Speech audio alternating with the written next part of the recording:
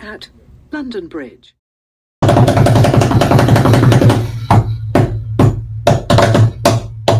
Hey everybody! Woohoo! Hey, what can I say? What a week! Wow, it's been a crazy week. Now, I was quite looking forward to on Tuesday the reveal of one of the Star Wars sets. Anyway, one of the new Lego Star Wars sets, and of course, it was kind of live. I don't actually know exactly where it was live. I'm going to say the Lego house over in Billund, and Boom was presenting it, and it was really good. Really enjoyed it. I thought Boone did a fantastic job. I really did, because there was a lot of crazy detail kind of thrown at him that particular day. The only thing that kind of slightly ruined it, I guess you could say, there was no reveals. There was nothing there that we didn't already know. I was expecting a big reveal, like the big reveal. Now, I kind of thought maybe it's the rumored Death Star we're going to get way ahead, but that kind of doesn't make sense. So I was thinking, okay, well, it's going to be the here and now latest UCS set. But it wasn't that, because we'd already been told about it like hours before. Like literally everybody who's everybody in land, I guess, really. And then Lego themselves just decided they were going to reveal everything anyway. So as much as I thought the live stream went really well, and I was kind of watching it, I was watching that, and I was watching MNR watching that as well. It was a bit like Gogglebox, but for Lego YouTube. And it was really good. The only thing was, there was no big reveals. It had all been revealed already. So it was all kind of secondhand information, really. We kind of met up with the designers there as well, which is kind of interesting, really. But there was nothing new about it at all. Other than I thought it was quite a good live stream. Probably better than, remember Lego Con back in the day? God, that's going back probably about 3 years ago now, I think. Back in the day when I broke my arm about 2 days before that. So it's always been one to remember for me personally. But otherwise, it's been a cool week. There's been a lot of reveals this week. Obviously, we've got the Slave 1 that's been revealed. And today, when I woke up, because Japan, I think Japan's about 8 hours ahead of us. It's kind of around the same sort of timeline as Australia, but I think there's only sort of 8 or 9 hours difference. I'm not quite sure with the latest kind of changes to the time zones at the minute. So we're waking up here in England, and we're getting all the news that's coming out of Japan. We've got new movies coming out of Ryan Gosling, which is going to be cool. There's going to be a movie called The Starfight, which is jolly exciting. But also, we're getting all this Star Wars stuff coming at us. But of course, it's Superman Day as well. So it's a bit of a weird one for me. As much as I love Star Wars, and I really do, I'm really liking the kind of getting back to the adventurous side of things for Star Wars. I'm kind of excited about Superman as well, but that feels such a singular thing in comparison. Superman feels like there's a lot more marketing out there for it. But that's because they haven't got a thing called Star Wars Celebration. So Jay from Jay's Brick Blog, I've been watching him as well, been following him because he is at Star Wars Celebrations. And he seems to be just really, really exciting. The Mandalorian and Grogu movie looks pretty good as well from what I've seen. Let's hope we get some good Star Wars sets from that. And of course, next week we've got Andor starting as well, which is jolly exciting. We've definitely got one set that's coming for that. But of course, we've got to take K2SO as well, which is kind of like the secondary one as well. But that doesn't come out to August, which I think is a bit odd. It really is. But I don't know. I'm jolly excited about K2SO. I've still got one of the boxed up and sealed, one of the original K2SO buildable figures. Do you remember those back in the day? Boba Fett was really good. There was a couple of different variations of Vader as well. So I think I might build that and do a review because I don't think I've ever seen one. It was kind of as nearest to bionicle as we ever got. Certainly the nearest to bionicle I've ever got in building anything anyway. So yeah, it's been an interesting week. It has, especially with M&R actually getting kind of ahead of the curve as well, and giving us his review on Slave One, and also as well this year, I can't believe it, we've actually got a decent gift with purchase as well. Now, I'm certainly going to be getting Slave One, and I'm going to be doing a 12-hour stream as well on Saturday the 3rd. It will be, which will be, it's 3,000 pieces. I mean, I can't believe it. It's another 1,000 pieces on top of that one. Now, I've seen a couple of reviews, but none of them mention actually where the extra 1,000 pieces went into, because that is a lot. That was 2,000 pieces. I thought the new one would be about that. And when I checked it, it was like, oh God, there's 3,000 pieces. That's significant. That's about another 4 hours building for me. That is on a live stream, if not more. But anyway, another thing I got this week as well, a kind of a reveal, is I got this. It's the updated edition of the character encyclopedia for Star Wars, which always strikes me as a bit odd because it says the updated edition. They all say that. Why do they do that? Because one can't be more updated than the other one. Or can it? Depending on when it came out. It would probably help to have like the year on it or something like that. I don't know. Let me know what you think about that in the comments or in the chat tonight. I don't know. It just always struck me as being a bit odd. Otherwise, tomorrow from 1 p.m. UK time, that's 8 o'clock in the morning Eastern time. Strangely enough, I'm going to be joined by someone from the East Coast, TJ. I'm going to be finishing off. Well, first of all, I'm going to be finishing off level 2, which is kind of like, I think that's kind of like the 11th bag, which is the smallest one. And then cracking on with level 3 of Ninjago City, which is one of the best Lego sets of all time. It's a weird one to build. It really is. It's done like anything else I've ever built. And I kind of like that. I really do. Also tonight, folks, we've got a couple of newbies on tonight, which is jolly exciting as well. One from America and one from the UK, which is jolly exciting. One lives in Massachusetts, near where my brother lives, and the other one lives not a million miles away from the Brickheads, down in a place called Bournemouth, which is kind of just left. If you look at the map, you're looking at Southampton, which is where the Brickheads are. Go left, you come to Bournemouth eventually. Both got football teams. Just one of them just about in the Premiership at the moment, albeit West Ham have played them too. I think they're already confirmed to be relegated already. Otherwise, folks, it's just a case of doing the kind of usual stuff thereafter. We've got the PMQ coming up this week from us from Krypto Bricks. And it kind of leans into what we were looking at last week with those new busts, the Spider-Man and the Iron Man bust. And we got the Mock the Week as well, coming up from Gaz, featuring someone who, well, they have done some spectacular Star Wars mods. They really have. I say mods, they're kind of mocks, really. They're modifications on certain UCS sets, but they're so big, it's like, it's functionally a different set altogether. It really is. It's kind of upscaled everything. We got it's a bit of a sad one, really. It's the final update to Soapboxastic. It's the last Soapboxastic grid from Martin. We'll have to look for a new segment for him or something like that. But otherwise, I think it's time to look at the survey and then say hello to everybody who's in the chat. Now, this was a weird one, really. We're kind of looking at a value thing. And, of course, value comes in all different kind of shapes and sizes. It really does. But I just asked the question this week. In your opinion, which set is the better value to buy? The Lord of the Rings, the Shire, 33% say yes, it is. And the other one being the Star Wars Jango Fett Starship, 67%. Now, that could some of those answers could be down to, do you like Lord of the Rings less than you like Star Wars? But it's I just want to throw it out there because I genuinely think the new Slave One Jango Fett Starship, so generic, that's unreal, isn't it, that name?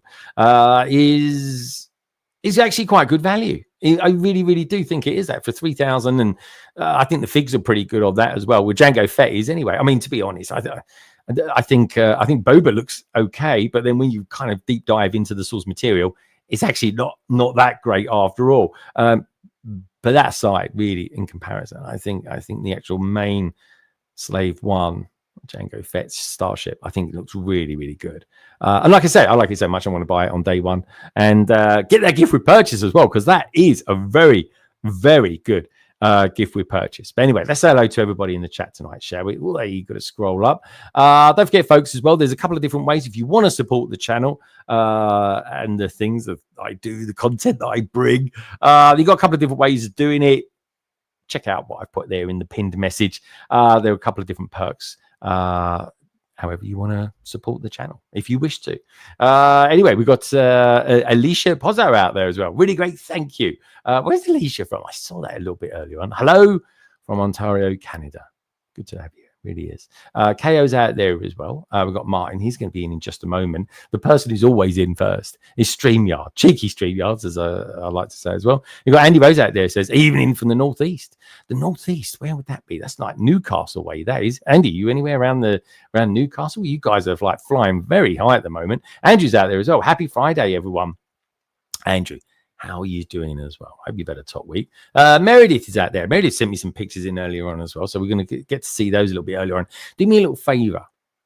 If you happen to be watching this back or you just happen to be live out there, everybody who's going to be in here tonight, check them out, folks. You find all their details down in the description below. And do me a little favor while you're there. Use the force and choke that like button. It really helps the channel. It really does. And I genuinely mean that. It really does. It's been a weird week, actually. I lost 10 subscribers this week, which was a bit strange. And you do notice it, even if you're over 10,000 subscribers. And then I gained about 15, which is bizarre. It really is. It is a real proper seesaw. Now we've got Mav Bricks out there. Normally speaking, he'll just be out there in the chat. There's a little bit more tonight than that. It really is.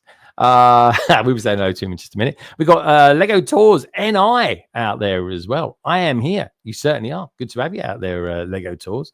What is that? Lego Tours Northern Ireland? Is that NI? Anyway, we've got Nicole out there as well. Lady McBrick. She's going to be streaming with me tomorrow. Can't wait for that, Nicole. It will be the end. Ninjago City will be done and dusted. Andrew's out there as well. It's given us $5. Brick Slopes, Denver is next weekend. Oh, we're going to be open to cover that, actually. I'll have to get in touch with Larry. But anyway, my good friend, seeing as it's Superman Day today, I think we'll show this. Thank you so much, Andrew. All the best. What the hell is that? Easy, miss. I've got you. You've got me? Who's got you? I just cannot believe it. He got her. Her indeed. Right, great stuff. Thank you so much, Andrew. I really, really appreciate it. Honestly, folks, it is a massive help. That's all I can say. It really does. Every little really does help, especially these days. Blimey. Hello from Billingham and Teesside. There we go. Oh, Teesside. I can't remember if that's left or right. Teesside. I have to look that up. It's that Teesside is proper northern. I know that much. Anyway, Rachel, are you in the northeast or are you in the northwest? Got to be the northeast, isn't it? I'm going to take a punt on that one. I hope I don't get it wrong. Krypto Bricks is out there as well. Krypto Bricks has given us the PMQ this week on what is Superman Day. And of course, Krypto's in the new Superman film as well. Krypto the Dog Days, not Krypto Kevin. And the Fantastic Four trailer. Yesterday, I really liked the Fantastic Four trailer. I really did. I thought it was really good. It's got a vibe about it, that's for sure. And I kind of like it. But I can't wait to see the movie. There's a lot of good movies coming to us in July, Superman being one of them. Brandon Smith as well said, hey guys, good to have you out there, Brandon. As always, we've got Chris out there as well, OBS. He's been enjoying, I hope anyway, a longer weekend. I mean, he was saying that. I think Chris might have been off for the last 2 weeks, enjoying all that good weather. Wacky Wolf 007 is out there as well. Can't wait for the Jango Slave One. Yeah, me too, mate. I think it's a brilliant ship. I really do. The designer has done an absolute splendid job of it. Andy Rose saying, lovely, man. Minark's out there as well. Minark, great to see you. How was your second week at work this week? Hope it all went very, very well. Listen to you this morning out of the chats, and that seems as though it's going pretty good. Lego Madness is out there too. Good to see you, mate. Sean's Video World. Hello, Stockton Tees in NE. Where's NE? Where's NE? I got no idea. There we go. From Ian's Bricks Posse. Just subbed. Good to have you out there as well, Sean. NE, I need to know where would NE be? Northeast, I guess. I'm just going to go for that. Oh, there we go. North Face East. Is he got like a cult following out there or something like that in the Northeast? I like that. It was just a little chinbag with him earlier on. Oh, Mix of Bricks out there. Mix of Bricks. It's been a good week for you, mate, hasn't it? What can I say? Yeah, there we go. Northeast. Whew. Thank God I got that right. That was right. That's not bad for a Londoner, I tell you. Not bad for my geography as well. Or Naughty Elf. Yeah, I like that, Cabbage. Good one. Good to have you out there as well, Cabbage. Hope you're enjoying your long weekend too. Right. Okay, let's get a few peeps on, shall we? The usual panel. Well, like I said, folks, earlier on, we haven't got the Brick Mods with us tonight. They're at a party. They're absolutely raving it tonight. They really are. Anyway, I won't go any deeper than that. Carrie might even be in a little bit later. Oh, look at that. Good and London calling. We have out there Axel Play. Good to see you, dude. And Steph Waffles is out there as well. And we've got Paul F. Paul F. Dot. I like it. Paul F. Dot. How are you doing? This is kind of where the weekend begins for a lot of people. It really is. My weekend kind of started yesterday, but well, last night actually after work, not literally yesterday. It'd be nice though, wouldn't it? Have a 5-day weekend. Boo is out there too, and Bricks. My God, we had a jolly good laugh in M&R's chat the other day as well. It was good fun. It really was. Right. Okay. So let's start getting some of the guys on, shall we? Some of the regular, we're all guys on tonight, actually, which I can't remember the last time we just had an all-male panel. Very strange, but very, very true. Anyway, what can I say about these? Well, the first peeps on the panel. Let's get the usual ones on, shall we? This guy tonight. It's going to be his last. It's going to be his last Soapboxastic grid. My big question for him is, though, will it be coming back next year? I hope it does. But before we bring him in, we got PNG Bricks out there. He's giving us $5. Just stopping by to say hello. Brickworld Chicago is quickly coming up. And I tell you what, PNG Bricks, that $5 will massively help towards towards my ticket getting there as well. So on that massive bombshell, PNG Bricks, this is for you. By the power of Grayskull.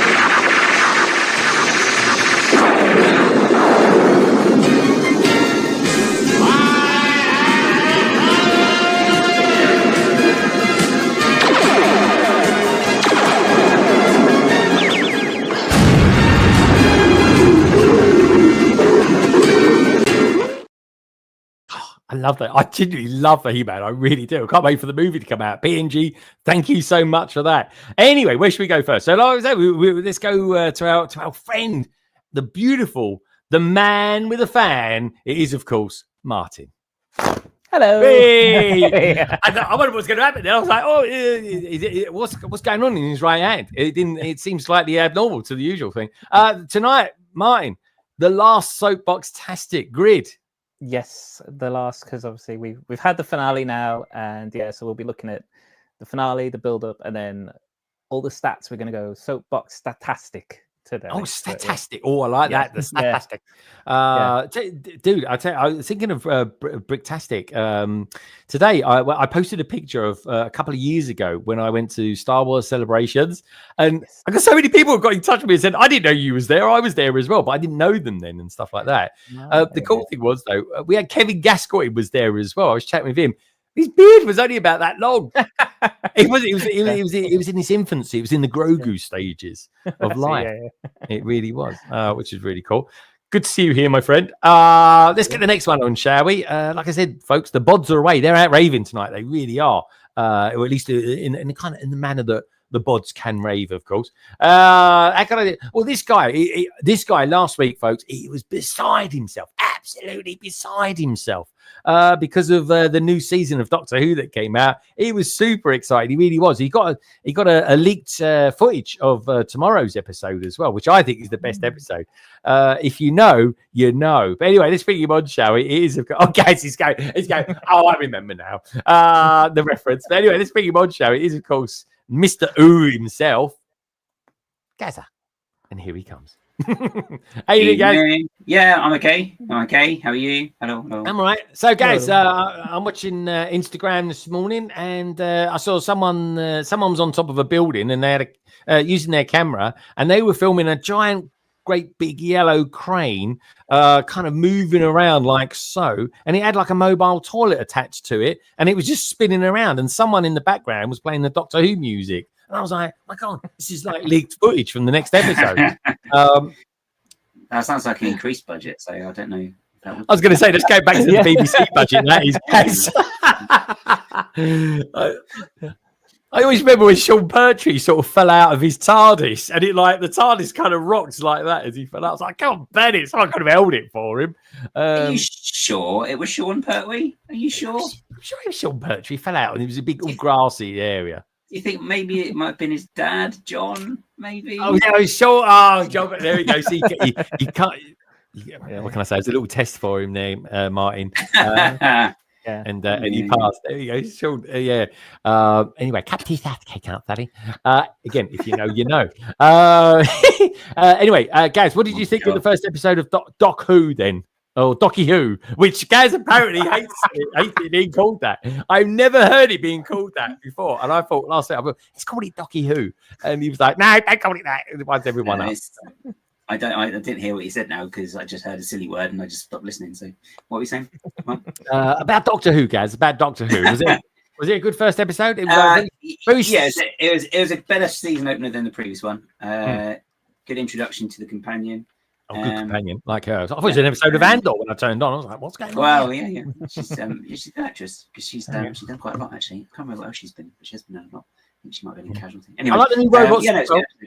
Good robots, bit stiff. Well, a bit stiff. Like I think you'd easily get out of their way, but they were pretty cool. Yeah. I think their hero of the show was the little polish robot, Polish. I can't remember his name. Oh, Polish, yeah. Yeah, he was an unsung hero, I think. I think like that one from Wall-E. You know the one in Wall-E. You just kept cleaning the floor. Yeah. I know. It was pretty good though. Yeah. I totally enjoyed it. I did enjoy it. I just wish it could be a couple of episodes long. There was so much they were throwing at you story wise. I was just like, because I'm watching at the moment over on Apple TV. I don't know if you lot watch this as well. Let me know if you do. Severance, and it's such a slow burner, but I'm gripped. I'm slightly bored, but gripped at the same time. I'm like, really. I don't really understand why I'm watching it, but I am, and I'm gripped, but slightly bored watching it as well. It's bizarre. Martin, have you watched it yet? Have you watched Severance? I've seen quite a lot of stuff about it. Like I've seen a lot of stuff on Insta and on socials, but I've actually not started watching any of it. I just don't understand why I like it. It's really weird. It's like it's really boring and it's really gripping at the same time. It's just like I don't get it. It's got vibes of Lost and Prisoner about it, and that's probably why I like it. But yeah, last week's Doctor Who, guys, there was a lot of references from about 5 different sci-fis, especially the Voyager, the motion picture where it's called VJ, and he goes, "Oh no, he cleaned it up," and it's Voyager. I was like, "Oh, I've seen that before." Last week, it was like they're taking references from Avengers Tower, Star Trek now, and Aliens should be next. Good stuff. I think we should have K9 from each other, don't they? They do, I suppose. K9, I'd love to see K9 back one day. So anyway, Martin, you had a good week. How's your sleep been this week, anyway? Oh, it's been so good. I've actually been able to get to bed before midnight. So yeah, it's been great. And obviously, because with my work, it does revolve a bit around schools. School's been off. It's been there we go. Things have been getting along, getting stuff done. I know. It's like So it's hard to get motivated, though, isn't it? It's really hard to get motivated on stuff like that. It really is. Yeah, I love a bit of snot. He's saying, "How are you finding Severance boring?"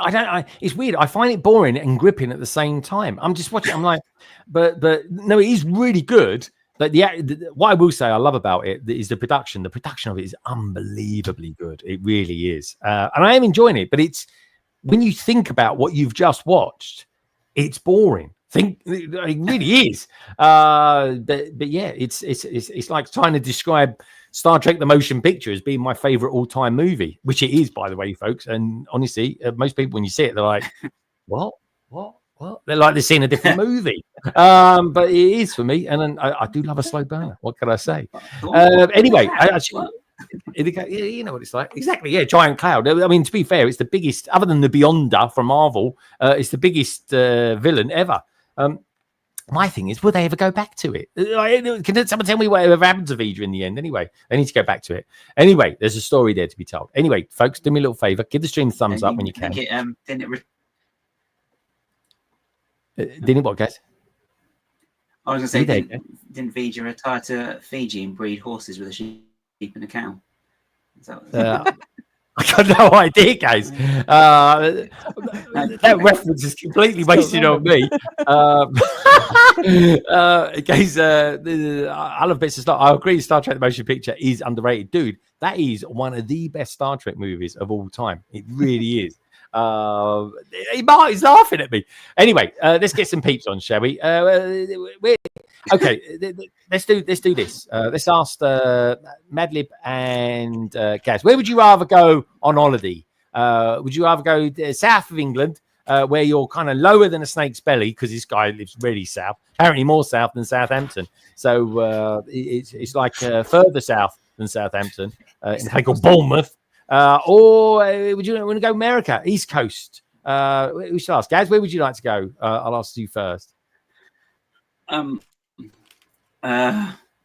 Let's bounce over to America, and then we can just bounce back afterwards. We're going to bounce back. Martin, where would you like to go as well? I think we'll hop the pond for a bit. Yeah. We're going to hop the pond for a bit. Okay. Hop the pond. It sounds like a song from the 80s. We're going to hop the pond and then come back to Bournemouth. Okay, fair enough. So this guy I started watching the weekends, really. It was I just found when I was getting the audio version of this podcast ready, folks, which, by the way, goes out at 7:30 p.m. on a Saturday, UK time. I just found this guy was always seemed to be streaming with Keith. He was on last week, the same time that I was around. So that was quite good. So that's how I kind of got to watch him. And in a lot of ways, he kind of reminds, he's almost like an American version of me in some respects. And his love for the brick, which I kind of find quite refreshing. I really do. I don't know. But anyway, this bring him on, shall we? You'll find him over on Instagram, and you will find him over there as Mav Bricks. Hello, Mav. Hey, how you doing? I'm doing very good. Welcome. How the devil are you? Hello. Thanks for having me. Appreciate it. Good to have you here, my friend. It really is. Now, just so everyone's got a rough idea of whereabouts you are in America. Am I right in saying it's kind of Massachusetts kind of area? You could just say the Boston area. Yeah. Oh, not just Boston. Boston. Boston. Yeah. Do you go around talking like you dirty rat and all this sort of thing? Is that how you? It's south of Boston, but that's how everybody knows my location. I know everyone kind of fills their mouth up with air. It's like Boston, you dirty rat, and all this kind of stuff. Everyone sounds like the Penguin or something like that, do they? Greg, you watch The Departed too much. I want to know. Are you watching Severance, Mav? Or have you watched it all at the moment? It's on my watch list. Right now, I'm doing Daredevil. I finished Daredevil. Finished that this week. It's really good. We actually went back and rewatched the Netflix version first, and then jumped on. So, nice. I think we're on episode 7. So, episode 7 on of the latest series. Yeah. Okay, very good. I was I'm not going to give away any spoilers, and I'm terrible because every time I say that, I end up giving away spoilers. Gaz and Martin, I tell you, it was all right. The finale was okay. Gaz, have you seen it? Have you seen it, Gaz? Daredevil, no, not yet. No. Oh, Gaz, have you not seen it yet? No. Oh, God, Gaz hasn't seen it yet. All right, Med. So what happened was I didn't turn the TV on. Let's see if you watch it on TV. What about you, Martin? Have you seen it? Yes, I've watched it. Yeah, I'm up. I watched it. Yeah. Okay. All right. Who's all up to date? That's very meek and mild of you to say that. I'm fully up to date. Thank you. Okay. We'll have to talk about it afterwards. Is anyone else out there watching it? But anyway, we've got forgive Greg his accent, Mav. What can I say? Here's the thing. It's like everyone in Chicago says. I play that Superman when I get the super chat, I play the Superman one. It's Superman Day as well, Mav. And like at the end of it, they said, "I cannot believe it. He got her." I'm like, and I'm like, that's how they talk in New York. They really do. Like, I've got Mav Bricks on tonight. He's such a lovely guy. And would you look at that? And they're saying, we don't talk like that. What are you talking about? And I'm like, you do. And they're like, when have you ever seen us talk like that? And I'm like, I'll play you the super chat that I've got. But anyway, what can I say? All right. Superman. Yeah, there we go. What can I say? You dirty rat. Right. Okay. Where should we go next then? So we're going to go. How do I know this guy? Well, did you know what this guy I actually bumped into in a queue, believe it or not, for the Lego store way back when the Battersea Power Station Lego store actually opened. And do you know what? In and around that time as well, I did a couple of videos, which at the moment are still kind of laying on the editing floor. And this guy actually did some camera work for me whilst we were there. Who knows? One day, that actual movie, I call it a movie, it's not nothing like a movie, that vlog might even come to light. Who knows? But anyway, this guy is intriguing me because he's not only he's a kind of a reseller of Lego, he's kind of like a real reseller of Lego. So we're going to get to know a little bit more about him tonight. He's, of course, our good friend, Ian's Bricks. Hello, mate. Oh, hey, Ian, how you doing? hello. Oh, he's like in slow-mo at the moment. How's it going? All right. Bit of a delay. Oh, there we go. The voice is bouncing all over the place here. Oh, we just about got you, Ian, I think. But where should we go first? Let's start with Mav. Ian, while your PC gets warmed up, let's go to Mav. Mav, tell us about your week and what you've been up to then, because this has been a bit of a week, I think, for you, because you started building the Shire about a week ago. So don't worry, Ian will catch up with us in about 5 minutes, judging by the speed of his internet. But anyway, Mav, tell us a little bit about you, what you've been up to, because it's the first time you've been on the panel, so we want to get to learn a little bit more about you and Ian. But I want to get to know about you now and what you've been up to this week as well. Well, as you know, this past weekend I built the Shire with Keith. We did like a live stream, just build-a-thon. Very good. I think it's a very good set. Surprisingly, well done for what my expectations were going into the build. So, well, and did you enjoy it? Was it everything you thought? I don't know. Yeah. There's a little bit of a delay. Gaz, you got a delay as well? I think so. I don't know where it is because I think I'm delayed sometimes as well. It's Okay. like, I think I'm on a British train. I don't know. I think Gaz is generally delayed. He's got a computer from 1989. He won't use anything else. Honestly, 87. He's not been the same since Windows went all gooey on us. Madly, but are you getting this as well with the Cy O'Connor? I'm not getting a delay. I think I'm good. I think I'm all good. Yeah. Okay, the internet's good in Birmingham then. That's good. Yeah. Mav, are you still with us? I am with you. Yep. Okay. Good stuff. So Mav, tell us a little bit about what your thoughts are on the Shire then, because have you actually finished it, or are you and Keith still building it? It's finished. It's right up there. Oh, so I got the Brickheads, I got the Shire, Rivendell, and then Bardo. Oh yeah, Parador. Okay, very good. And just out of curiosity, which is your current favorite out of the Lord of the Rings that you've got? Rivendell. He's still Rivendell. Yeah. I mean, to be fair, Rivendell is about $200 more expensive, isn't it? But I don't think it's because of that. I think it's because of the building technique. Because I think with Barad-dûr, it's besides the base of Barad-dûr, you have a little bit of the greebling. It's pretty much consistent going up, where you have a lot of different build techniques throughout Rivendell. So, at least that's my opinion on it. Yeah. And what does Keith think of the Shire as well?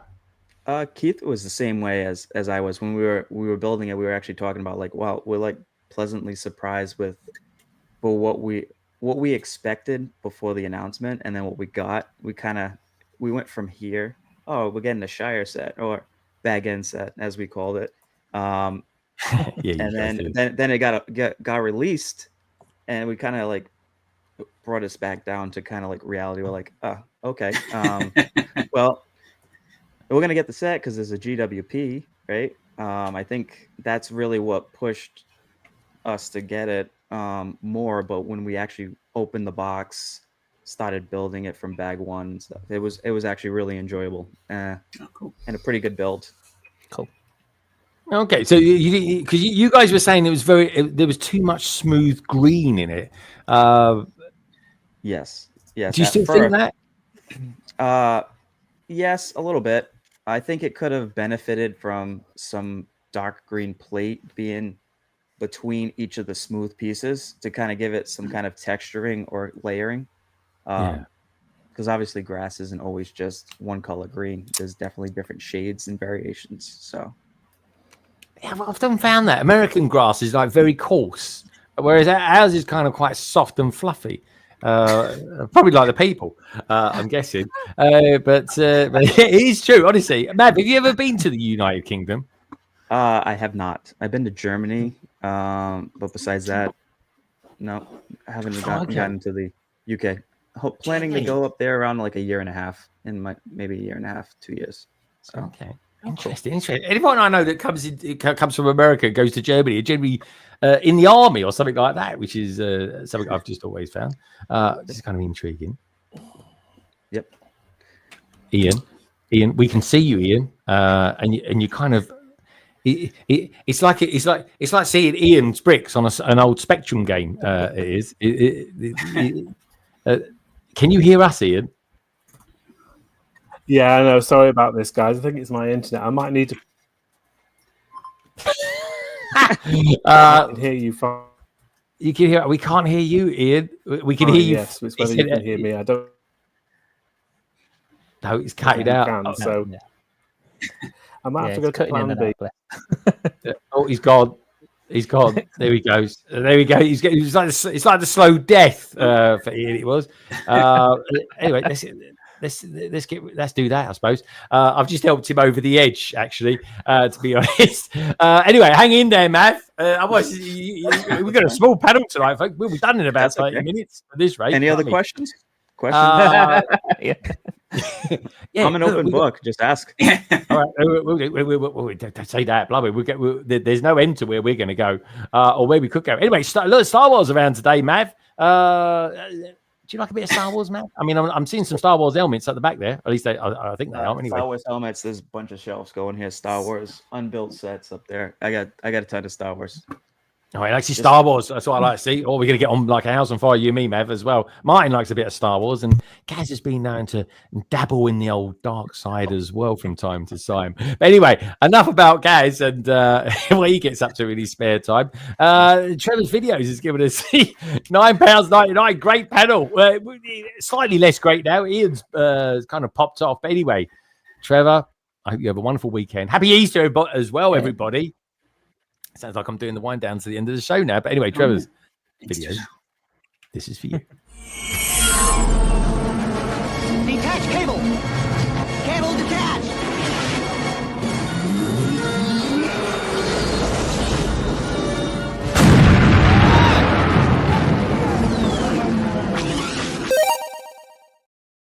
Right. Okay.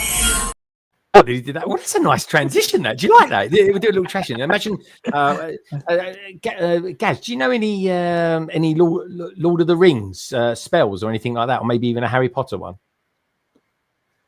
Not Lord of the Rings one. I don't know. I don't know if they have any, do they? All right, that wasn't. I don't know, Gaz. That wasn't quite the spontaneous answer I wanted. But anyway, look, we do a little transition. Oh, I like that. We could do that. I had to get hold of StreamYards and ask them to do something like that. Anyway, Trevor, thank you so much for that. Spontaneity and lag on the internet is definitely not helping tonight. That's for sure. Anyway, wish we could. Yeah, we go straight to Soapboxastic if you want, Martin. We won't. Because straight away, let's find out what you've been up to tonight, shall we? Or this week, anyway, Martin. So what have you been up to then? You've been sleeping better. You've been doing nothing at work other than with your feet up and twiddling your fingers. So what else have you been up to? Well, today I popped into town to the Lego store. You know, had the day off, so it was nice. So I thought I'd go pick up a little I've never actually done the minifigure factory, so I thought I'd do a little minifigure factory fig. And this is the one which has got the exclusive torso, limited edition torso for the Lord of the Rings. Oh, okay. There we go. Straight in there. So there he is. Come on, focus. There we are. So he's got no admittance on the front, and then on the back, except on party business. Hey, I like that. Yeah. So I thought I'll have him for when we build the Shire. When Nicole and I build the Shire together, we'll. Okay, but when are you guys going to build the Shire then? Because Mav has just finished this one. End of the month, we're going to be doing it. The weekend, the end of the month. So we're going to be doing it on the 26th. End of the month. So as you're coming into Star Wars season, you're going to go butt the trend and do. Well, somebody stole my streaming sister for the good last couple of weeks. So hey, that'll be me, I guess. What can I say? What can I say? The Jango City. Do you know what it was? I was just like, I saw she was building it, and I was like, God, that's a good idea. I might as well finish my one. And I was like, I got in touch with her. I said, do you want to stream it together, build it together? And she's like, yeah. And I was like, okay, great. And that's kind of what we did. That's what we did. And I didn't realize I was stealing away from you, though, Martin. I am sorry. Now we because we always said, like, because we built Barad together at Christmas. We always said, when the Shire comes out, even when the rumors of the Shire were coming out, we were talking about we'd build it together again. So obviously it came out, and then we both purchased it, and it just happens that this month everyone's booked Nicole. So I know. This is a lady in demand, Martin. So we'll be doing it the last weekend of this month. We'll be doing it on the 26th, from around about midday. We'll be. Are you going to go like 12 hours and do that sort of thing? We'll just do one and do it. And we're going to start. I think I've suggested that we both start with the GWP first. So we're going to do that first and then go into the main build.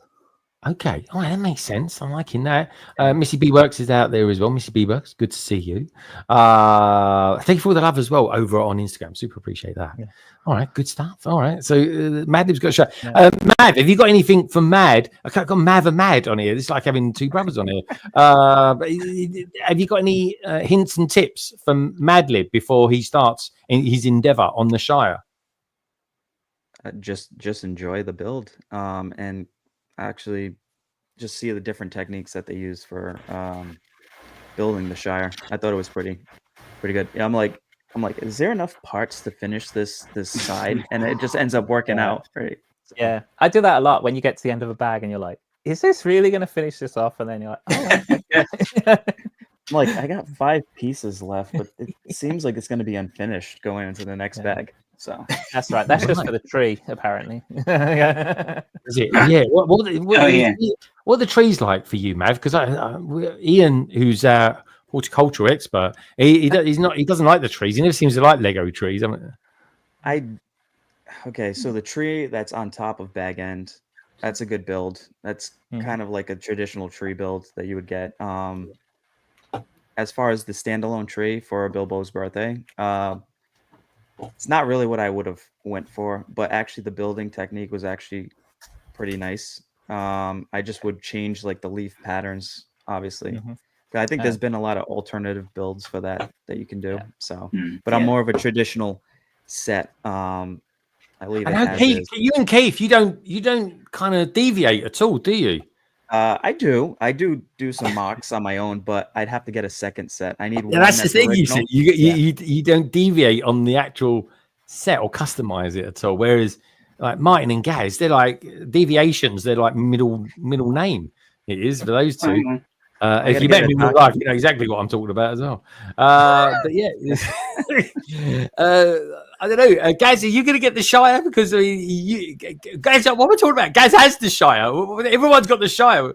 Everyone's got the Shire. It sounds like a stomach going around, doesn't it? Everyone's got the Shire.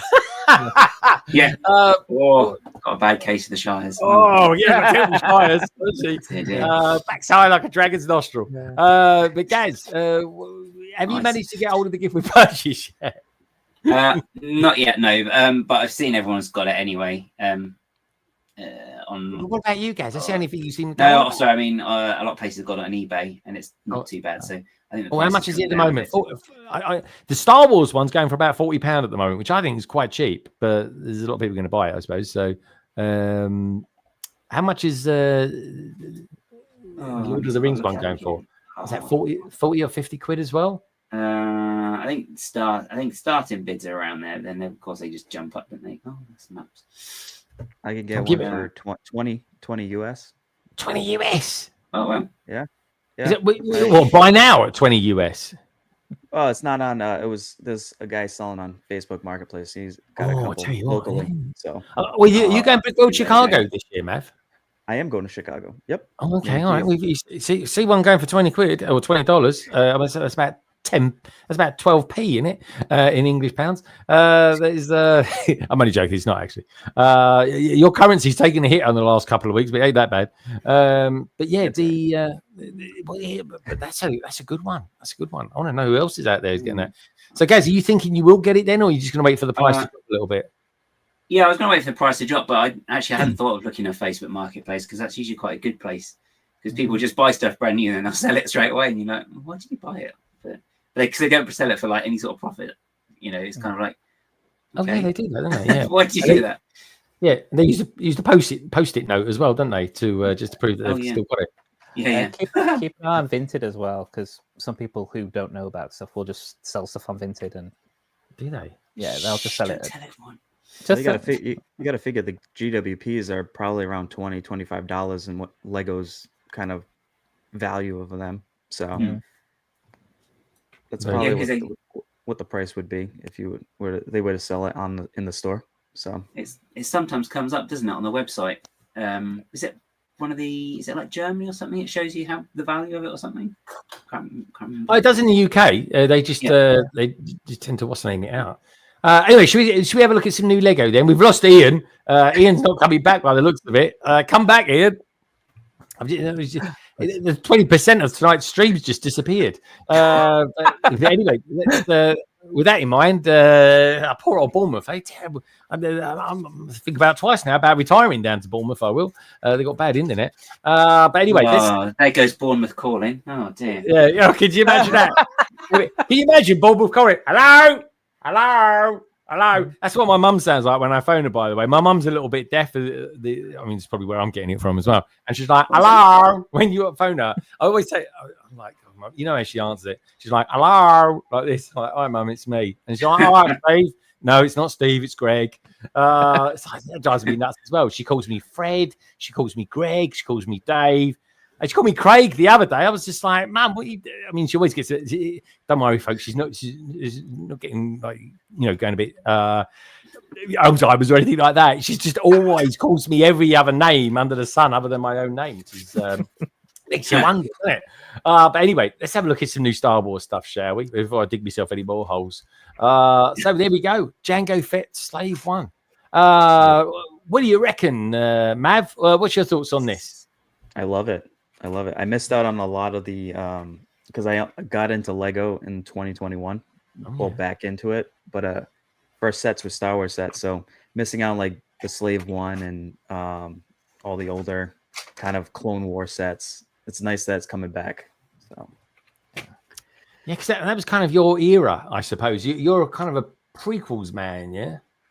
Oh yeah, that's when the prequels came out. I was raised with the originals trilogies, like when the remakes came out and stuff, but seeing Star Wars in theaters were the prequels. Yes. So yeah. Have you got a preference? What out of the what is your favorite Star Wars movie? Just out of curiosity. Well, I have two. For the original was Empire Strikes Back, and with you on that one. Yeah. Revenge of the Sith. Revenge of the Sith. Okay, nice. Revenge of the Sith as well. Yeah, it's a good one. I like that. Revenge of the Sith as well. I've got a bit of a soft spot for Rogue One as well, if I'm honest as well. I do like Rogue One, and having Andor release is just even gives more depth to that movie, which is nice. Can't believe it. Yeah, I mean, literally, we've got to put every Wednesday now. You've got to try and find 2 hours from somewhere. Well, over 2 hours actually. I think it's like 2.5 hours, isn't it, Martin? The run times. I haven't checked the road times, but I will sit there and watch it. I don't matter how long it is. They did put them up, didn't they? It's like summer. 55 minutes. 2 out of 3 this week. 55 minutes long. I'll sit there and watch it. Yeah. Maybe twice, 2 times. I must have missed something. Let's watch it again. Yeah. No, I just get used to not sleeping again. I'll be fine. Yeah, in sleep. Anyway, well, look, we got this thing here as well. The photon torpedo. That's good, isn't it? Sorry, wrong franchise. Let's have a look at the. There we go. Let's have a look at this new spaceship from Harry Potter, then, shall we? There we go. Oh, turn that off. Make it bigger. He looks really happy with himself. What do you reckon of that? Yeah, liking this. All right. Why they pick that bit there? Oh, well, there we go. Got a new loading bay.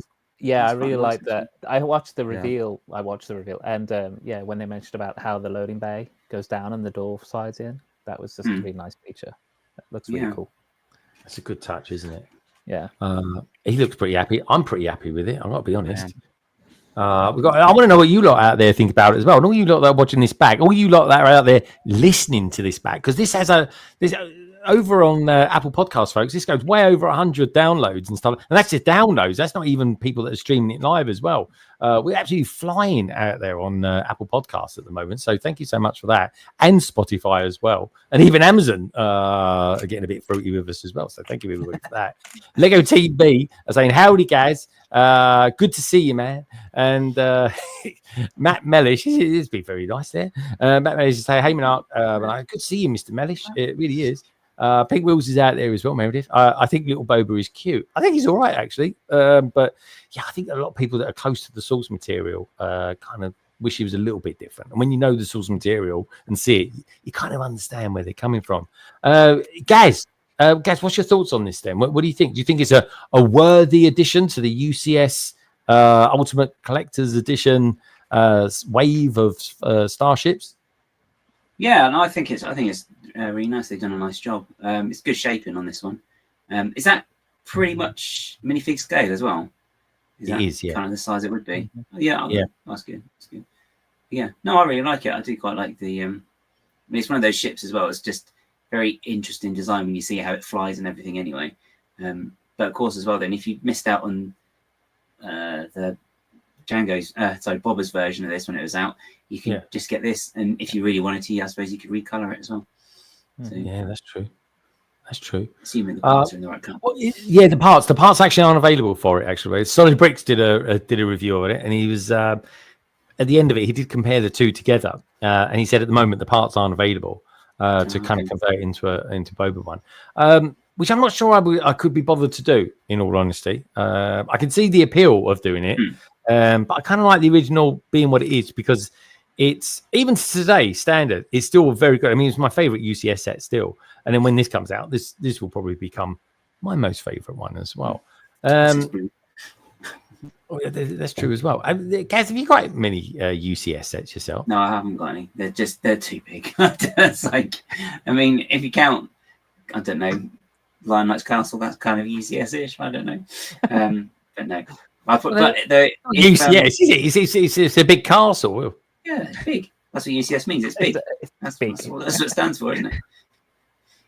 Well, but it wouldn't be UCS. It'd be called BIG or something like that. No, but that doesn't work for every language, does it? You see, so you got to be universal. If the Black Pearl, when it comes out, if that's considered UCS, then that might be the first one, I guess. Yeah. Sorry, the alleged Black Pearl. I was going to say, guys, you know, so we don't. Yeah, wibbly wobbly, timey wimey, you know. I suppose he didn't mention the Enterprise or something like that. Who knows when we're going to get that, folks? If it does become a thing, I think it will. There we go. Not that Sam Smith says, I am so tempted. Not that Sam Smith, dude. You totally must get it. It's not a mech as well. You do realise that it's not a mech. I'm only joking, but that'd be a challenge. He does some good mechs. I tell you what, I'd like to see a Slave One converted into a mech. That would be good, Sam. That would be good. I think it would be really good, actually. I think it's totally doable. The bottom of it, I've always thought the bottom of it looks like a face. Always reminds me of the kind of the underside of what do they call those fish that swim along the sea, like manta rays. I mean, it reminds me of one of those. Guys, can you see that as well now? I can see more of the droid from Ahsoka in it. You look at it. Yep. I can't remember his name. Yeah. Oh, I know the one. Yeah. The one that's been around for like 20,000 years. That one, David Tennant's one. Yeah. The Jedi lightsaber training type of. That's it. Yeah, can't remember his name. Guys, I'm surprised you don't remember his name. It was David. He was voiced by David Tennant. Yeah, him and Scrooge McDuck. I mean, yeah, he's currently He's still Doctor Who, but you never see him actually in the series. He's just kind of given up, living in some house in London somewhere at the moment. To Tahiti. Oh, is he Tahiti? Thinking of Hu Yang. That's the one. Thank you. That's the one. Hu Yang. God, we got someone on the panel that knows what we're talking about. Good stuff, Mav. Knew there's a good reason to get you on. Really did. There we go. Paul F. Dot. He says UCS is ultimate castle standard. Right, guys? Yes, that is right, Paul. They're rubbish. That's right. He just made it up. Just made it up. He's dealt with him out there. He's getting him out of trouble. Because that works for France as well, because it's chateau, so it works really well. Yeah, I tell you what, I got the Wordle today. I got the last Wordle. I literally is my last time. Never even heard of the word before. It was a nightmare. But anyway, got it. What word was it? I don't want to give it away in case anyone else hasn't got it yet. I can tell you what it means though. I had to look it up what it means. But yeah, Ian's Bricks. His apologies for the technical issues. I'm trying to sort it out best I can. All right, Ian, no worries, mate. If you can make it, you can make it. If you can't, don't stress. Whatever you do. There we go. I thought he just put. I thought Chris was just flexing that he's young, but he's not. This is actually a name of a character out of Star Wars. Yu Yang. There we go. How are you not spelling it out there? Well, you're spelling it Yuang and Hyange. What does that mean? That's the proper. That's the proper. Oh, that's the proper one. I did. Yep. What can I say? It's always on the ball. Shit, old Lauren. It really is. Trevor's video says it was good to see you, Ian's Bricks, briefly, if it was. It was definitely him, don't worry. And look forward to it, Trevor. Always a class. Kate says, we all love Ian's Bricks. Yeah, we do. And everybody out there who loves Ian Bricks, do him a little favor and do me a little favor. Give the stream a thumbs up as well, because he'd really appreciate it. And so would my stats. So anyway, moving on swiftly. Anything else to say about this, Mad Lib? Because this is going to be a very short brief. You said you didn't know where some of the parts were coming from. Well, I think they said that in this one, there's almost a full interior. They've done a lot more with the interior on this one than they had done with the previous one. Yeah. So that's got apparently, it's got like cells and things. I don't know. But it's got like there's more on the inside of this than there was on the previous one. There's more on the inside than there is on the outside. It's like a TARDIS in reverse. Okay. So this I keep calling it a photon torpedo. Seismic charge. Seismic charge. That's it. There we go. We didn't have to ask there. Mav was straight in there trying to rescue me. There we go. Yeah, what do we think about this? That now those pieces there, either end of his kind of finger, so to speak, are kind of R2 unit heads, albeit chopper heads, I should say. These are stickers. I don't think I've ever put stickers on anything that sort of shape before. I mean, they should, stickers. Oh no, guys, they're stickers. They should be printed. They absolutely should be printed. Those things. Mm-hmm. Don't get me wrong. I made a lot of content out of stickers, but they should be. They should. Greg's like challenge accepted. We've got 2 goes at that one. I'd say the most challenging sticker I've ever had to put on was my Soapboxastic sticker. That we didn't email them to me. He said he posted them to me. Got them to me in the next day, which was great. And I'm not joking, folks. If you watch it back, it is so spot on. It is laser perfect. And I did that at 5 o'clock in the morning. Can you believe it? I hadn't even had my coffee yet. Honestly, if you used to see me, I did it. Anyway, it was a state to behold. It really was. How it came out so good, I don't know. But anyway, thank God I didn't have a camera on me whilst I was doing it. What can I say? We got Paboo out there as well saying, no, those stickers will be awful. Yeah, honestly, I cannot believe those are stickers. I mean, I don't care about the round one. It's just the ones on the looks like Chopper's head. They really do. So not that same Smith says they always are printed on Astromech sets. So I think it's really weird that they chose to not do that here. I agree, dude. I totally agree. UCS set shouldn't have stickers. I 100% agree on that one. I really do. Trevor says I totally agree. Slam BKM for the money. Lego should ditch the stickers. I totally agree.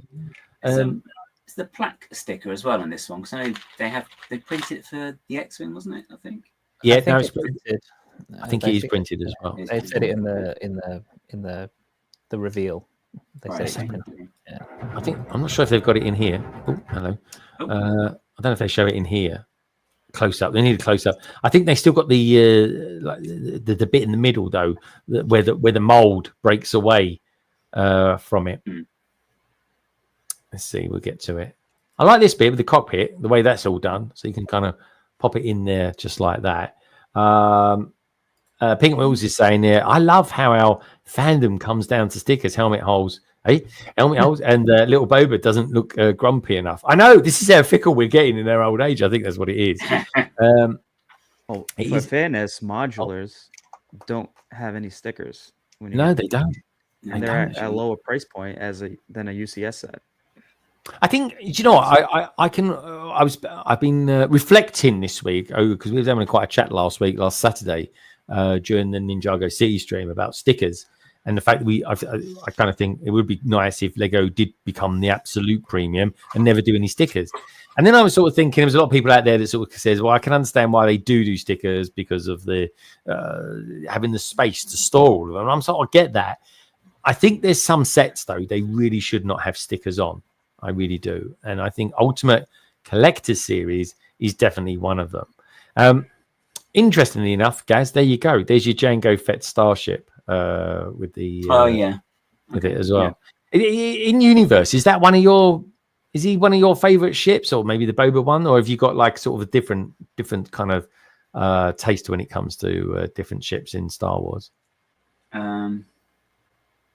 No, I just like the obvious ones really. It's just like the hero. Although I do quite like the N1, but the version how it is in Phantom Menace, because it's something just because it's yellow and you don't usually see spaceships like bright yellow. So that's kind of that with like the chrome effect in it is really cool.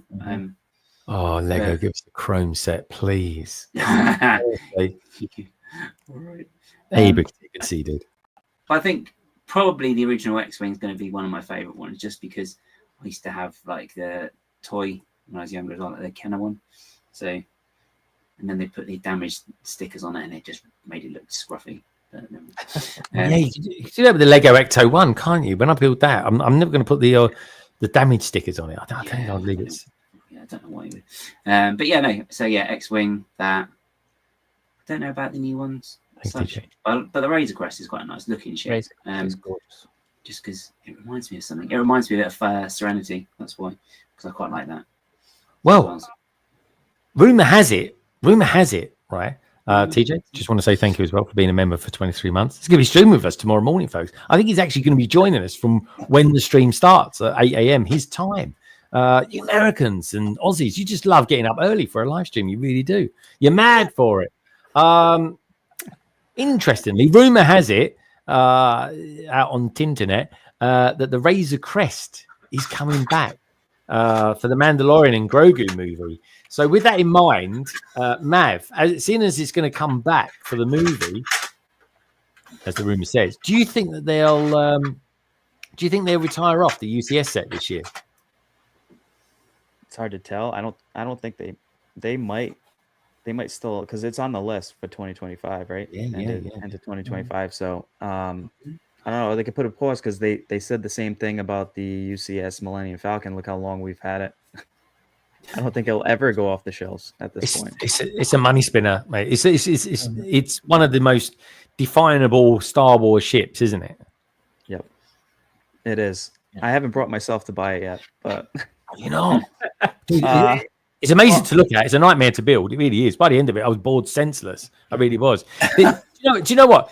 Building the Millennium Falcon is like Lego's answer to Severance. It really is. The program Severance, right? You don't know why you're doing it, but you're gripped at the same time. Like you're going brain dead building it, but you're kind of gripped at the same time. And that's how I feel when I'm watching Severance. I'm like, why am I watching? I'm talking to Jim. I'm like, this is so boring, but I'm gripped at the same time. I don't get it. I've never had these sensations. It's mixing me up. I'm feeling all confused.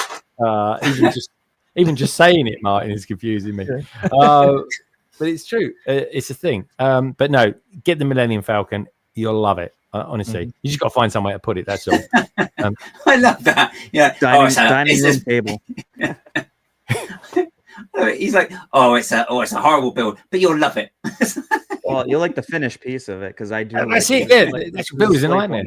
Right. So I found the most interesting part about building that was the technique, putting that together.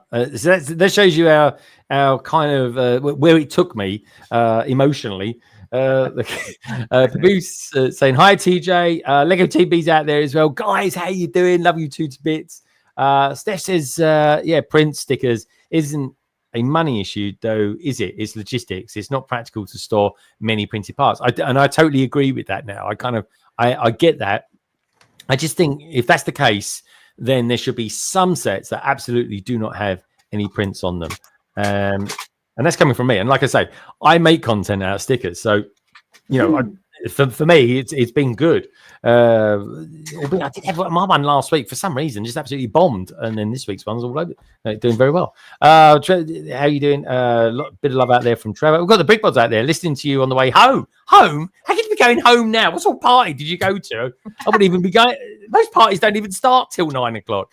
Listen to you on the way home. If you're still live when I get home, you are in trouble. If you are still live when we get home, you are in trouble. So she's gone into mum mode there, Carrie. Pink Wheels Free. That's says Slam BKM. That's the over molded legs. Kate saying, but stickers might be cheaper for Lego than printed Lego, might be more expensive. Just thinking of Lego pieces are printed in Lego sets, they put up in the Lego sets price even more. Well, apparently what I'm hearing, Lego is going to have a price hike on a load of sets. That is something coming in. That's something I'm reading anyway on Instagram. Whether it's true or not, who knows? But I have read that this week, and I'm like, really? They only made 2 billion last year, so times are hard. Can I say? Do they understand the economies at the moment? Anyway, let's scroll down a little bit. Steph is saying the Brickheads. I laughed at the secretly buying the donut truck this week. I came home with it on Wednesday. Yeah, I bought it this week. Actually, it's gone missing in the post at the moment, but I got it from very.com for £12, which I thought was quite good. Mixer Bricks. Hi TJ. Trevor's videos is saying, my Ninjago Gardens is still in the box. Under the stairs, 1 brick starred. Because he finished his one this week. Hey, Mixer Bricks, says TJ. We've got Sir Bricks a lot out there as well. Hi all. Happy Friday. Sir Bricks a lot. Great to see you, my friend. Trevor says, Happy Friday, Sir Bricks a lot. And the Brickheads then go on and say, the difference in price switching to printed pieces would be negligible. This must be Ian. This can't be Carrie. Carrie doesn't use words like that. The big problem is it massively reduces how many sets Lego can churn out. Also, as well, Ian can't drive. Kate says, us Aussies love getting up early for your stream, Greg. Just for you, buddy. Kate, thank you so much. I super appreciate it. I really do. Steady on, Kate. Steady on, Kate. Says that's probably Chris actually saying that. Kate says, I love the name B Buzz Buzz. Bit of mutual Australian love going on out there. I did not enjoy building the Technic frames of the Millennium Falcon. Seemed to go on forever. No, I did. I kind of liked it. It was kind of big and different. I liked it. It's like building a bridge. Exactly. Bryce Greg speaks the truth. I don't know. At some point, I must have said something right tonight, which is great. That's a win for me. Lego TV saying, "Good day, Trevor."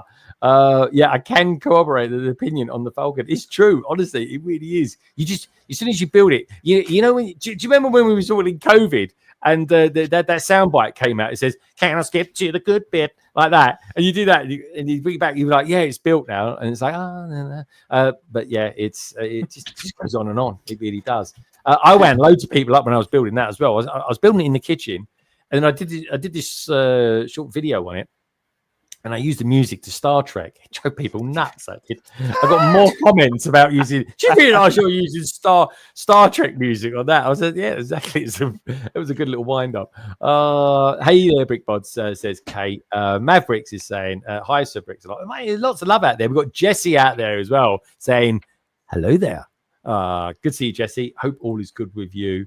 Jesse, I actually, you know what? Here's a question for everyone, right? For my birthday's coming up in 3 weeks, right? What should I treat? What should I treat myself to? Should I get the Lion, the Lion Knight's Castle, or should I get the D&D set? Because I don't think there's a lot between them price wise. It's bloody expensive. They both come up in the category of being bloody expensive.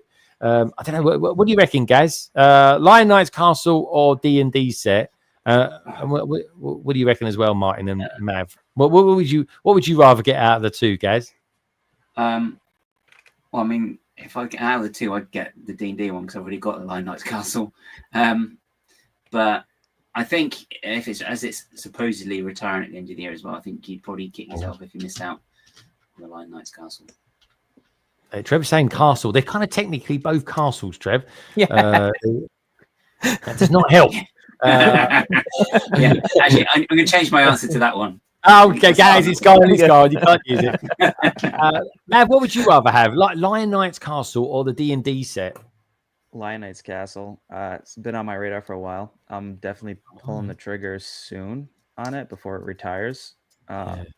D&D Castle's good, but I like that classic kind of castle build, and I heard a lot of good things while you're building it. I'm sure Gaz knows. He's not built it yet. It's still in the box. Oh, it's in a box? Yeah. Oh, Yeah, okay. yeah. It's not act like me now. Boxes everywhere. Brand new sets. Yeah, pretty much. It's what it's like. That is the thing. Matt, what about you, Mad? What would you go for? I would say Lion Knight's Castle. Again, yeah, it's supposed to be retiring. It's one of these remade sets. It's much like last year I had to get the Eldorado Fortress, so I had to pick that up. It was going to retire. This year was like, I have to get Lion Knight's Castle. Oh yeah, I got it as well. Okay. Yeah. And I only just got it, mine. I only just got it. Yeah. It was at a time when they did a Lego themselves. They did a big whack off it, and that was when I jumped in and got it. It was definitely like 12:30 at night or something like that. Yeah. So yeah, my vote would go for Lion Knight's Castle. And also, I know that Jesse said, "Oh, what about the dragon?" I was like, "Yeah, you could get a dragon, but you could also get the 3-in-1 dragon now." That would Dude, I was just about to say that because the two go together really, really well. Yeah. What would you reckon of that, Mav? You agree? I do agree. I do think that those probably are the two best dragons that I've seen so far from Lego. But yeah, the 3-in-1 creator. That's part one of the sets I bought today. Oh, let's have a look. Let's have a look at it then, shall we? Let's have a look. I've just had an epiphany. Right? I've just had an epiphany. We got Gaz, Martin, and Mav on. Gaz Mini, Martin's Mad, and Mav's Mav. So I got Mav Mini and Mav Mini and Mad. It's like having the Three Stooges on with me. It really is. Ian, come back quick. I need to balance things out here. Right, okay. Quick question, Greg. Before we get off Jango Fett, I meant to ask you this. Do you think that they're going to come out with a micro-scale Jango Fett ship with a Jango Fett minifig? I tell you what, right? Anyone, here's about a theory, right? I'm thinking of buying this set, and I'm thinking of selling the figures because I bet you any money these figures turn up in another set this year. That's what I'm hearing a rumor about. Yep. Yeah. Same ones. I think they're gonna do. Correct. I think they'll do. Yeah. To this Jango Fett's fire spray class starship. That was a mouthful, isn't it? I like that fire spray. I love that word, but they didn't use that in the plaque, which is weird. I think they're going to do to this. What they did to the Venator. I think they'll do that. Yeah. Which kind of sucks. I think anyway. Yeah. Like I really do. I just think it's like. I don't know. I quite like having. Quite like spending. I don't know why. Let me know what you lot out there. Am I being crazy? But personally, right? If I buy a set for £260, right? I don't mind getting an exclusive set. I don't mind if you get a few figures and one of them's exclusive, but I would like it to be forever exclusive. Which sounds a bit. I kind of OTT, but. I kind of like it. That's why I'm buying the set. It's a cool thing, and it comes with something a bit special, something a bit premium. Knowing that this is probably going to go in some 50 quid set, both figures, because if they come out of a play set of this, I think a lot of people aren't going to be very happy about that with them. I mean, what do you think about that, Mav? You're thinking of buying the slave one or the fire spray? I'm buying it day one. I'm buying it day one and building it probably the same day as you're building it. Well, feel free to come on the stream if you want to, my friend. Yeah, if you want to jump in. We'll build it all together, but we'll call it. We'll call it. They are call it a Jango Fest. That's what we could call it, a Jango Fest. Hello. Yeah, I want to know. I want to know what Jang's. What is Jang going to call his stream? I want to like. We should start calling him Jango, because he's the daddy of Lego YouTubers. Let's face it. At least for me, anyway. But yeah, I was speaking to him over the week. I was going, "Can I call you Jango?" But anyway, yeah, it's yeah, here's the thing. I don't know. What do you lot think out there? Do you think the figures should be absolutely exclusive to this set? Rumor has it that we are going to get. I don't know if it's going to be a playset version of Jango Fett's Fire Spray class Starship, or it's going to be just another set that these two figures come in. I'm not too sure. But Martin, have you got any thoughts about the exclusivity of the minifigures? I'm very much on the thought that it's always nice to have an exclusive fig. And yeah, if you are paying quite a lot of money, then it's a bonus. But you shouldn't be spending that amount of money just for a fig. So that's why when people are up in arms about the Venator, I was like, well, you shouldn't be spending hundreds of pounds just for a Rex fig, you know. Do you reckon, though, the people that were the loudest were the ones that went out and bought a load of those Captain Rexes? And then all of a sudden, it just fell off the cliff. Because the resale value obviously just went. It was like, yeah, and I mean, I'm not gonna lie. I picked up a little Rex. I don't have the Venator. I happily picked Rex. The little. I picked this up. I was happy to get this. Yeah, and it's good. I was chuckling to myself when I did pick it up. I was going, I didn't have to spend hundreds of pounds on a Venator. Venator's still on like one of my wish lists. If it's one of those, I might get it, I might not get it, but okay. So let's put it here. Let's put it here then, guys. Right, because we've still got another set to go. Yeah, we've still got another set to go. Right. This is me thinking about birthdays. So this is like what I would really want for my birthday. Right. So let's have a look at that 3-in-1 dragon. All right, 3-in-1. If I do 3-in-1, let's see what comes up when I just type 3-in-1 strangely enough, Google. Yeah, don't do that. Let's do 3-in-1 on that. Yeah, guys. There we go. All of a sudden, I've got these images that I get sent in chats quite often from me and Martin frequenting. There we go. This is a beautiful dragon. It really is. If anyone looks at at my Instagram, and they see what today, I put something in along the lines of today's letter is brought to us by the letter S. And I couldn't help myself. I just had to throw sausages in there. I do apologize. I'm very silly, I know, but I just can't help myself. I'm a big kid. But yeah, I like this dragon. I think it's gorgeous. Don't talk to Ian Brickbot about it, because he basically says the serpent just looks like the dragon that's just had his wings taken off and his legs pulled off. I get his point. And I think the Phoenix, the Phoenix is just everything other than the green bits. But anyway, I really like this dragon. So okay then. So what should I go for? D&D set then, or Lion Knight's Castle with the 3-in-1 dragon? Martin, what do you think? Lion Knights and Dragon. Yeah, really? I think they're great. Yeah. All right. Mav is shaking his head. He's like, he's there. Mav is going, yeah. Okay, do it. Well, what do you reckon, guys? I think still Lion Knights. With the 3-in-1 dragon. Yeah, go on. Okay, all right. If it's like a gift with purchase, maybe, yeah, that's fine. Oh yeah. What's Krypto saying? He says there should be exclusive, but I'll admit the Rex debacle was pretty funny to watch. Oh, it was. I got to be honest. I found it quite funny because it's just hard luck, really, if it does happen to you. Missy B Works says D&D for sure. Okay, interesting. Missy B. It's a great set. An exclusive minifig should always remain exclusive to the set. It has its exclusivity. How many times can you get the word exclusive in one sentence, Trevor? One Brickstar says, if the UCS set has 10 exclusive minifigures that eventually reappear in other sets, that is fine. But if only you have 2 exclusive minifigs locked into a UCS set, they should always remain exclusive. See, everyone's got their own opinions. I do agree to that. to a certain degree. The Jango should be coming out in the playset version. Yeah, this is the thing. So I think a lot of people would just end up just selling it, making some money back. Why don't you do a poll on the birthday sets, Greg? See what everyone else reckons. I suppose I could. But we're working through it together, Kate. We're working through it together. There is a reason for this. The Brickbod says characters should never be exclusive to expensive sets. Oh, there we go. This is definitely Ian. This is. Yes. But having an exclusive torso print or something is fine. I don't understand why people get upset if he gets released late in the cheap set. Now, if that is Ian, bearing in mind, Ian doesn't like minifigs. So take everything he says with a pinch of salt.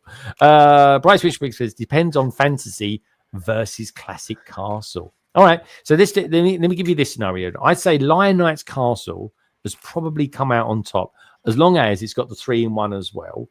Lauren then goes on to say, I would just want an exclusive extra print or minifigure accessory to make it special and use it. I agree with that 100%. Like a Brickheads, like you get those exclusive prints on the Brickheads or something like that. Yeah. Okay, cool. Well, we'll go with that. Okay, then. So let me ask the panel this then, and ask you lot out there in the chat then. So imagine it's my birthday. Okay, so at the moment, the Lion Knight's castle is out in front. Let's have a look. Let's have a look at it just to sort of whet your appetite here. I didn't know I was going to be doing this tonight. I thought I was going to look at all Star Wars stuff, but there we go. Lion's Knight. I hope that comes up with that. Thank God for that.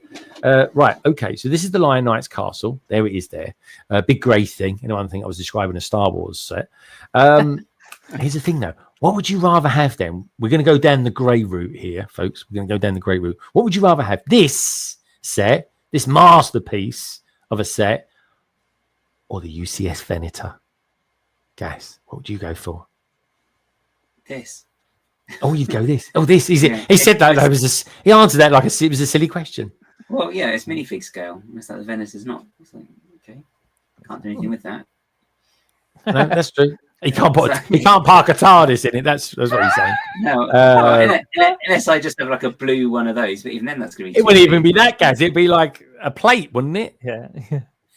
Wouldn't even be that. It'd be like a quarter of one of those. Anyway. Yeah. Okay. All right. Martin? I'll just have to draw it on with a pen. Yeah. There you go. Yeah. I think this should be the Lion Knight's cost would be easier, better value for money. I mean, the number of figs and you can actually play with this. You know, the Venator, it's a gorgeous display model, but yeah, that's. Oh, it does look good though. This doesn't it? It's kind of exciting. Woo! Just to add another thing to this. So at the moment, then we're sticking Lion Knight's castle. Mav. Lion Knight's castle or Venator? The Venator. Come on, Mav. You're a bloody Star Wars fan, aren't you? Got great big helmets behind you and all sorts of things. What would you go for, though? Lion Knight's castle? Yep. What's it going to be? I'd still do the castle. As well. Yeah, as much as I like the Venator, I wish I can't have 100 UCS sets in my collection, right? For display reasons. I think it displays well. The value is better. I bet you the building experience is even better than the Venator. The Venator is just a cool display piece, kind of like your Millennium Falcon, right? UCS. Yeah. Kind of. And I thank God I've only got one of them as well. By the way. Yeah. It's not like fun. It wasn't probably fun to build with all the Technic and that. Yeah. But when you're done with it, you're like, wow, that's cool, right? So you got the cool factor. There's only one ship I'd take that out only for one ship, and that's a Starship Enterprise. Who knows? Will we ever get one? Who knows? Not the D though. I will say that it wouldn't be the D. I wouldn't swap it out for the D. It would have to be the original one, the refit. Okay, I love the D, but I'll keep it.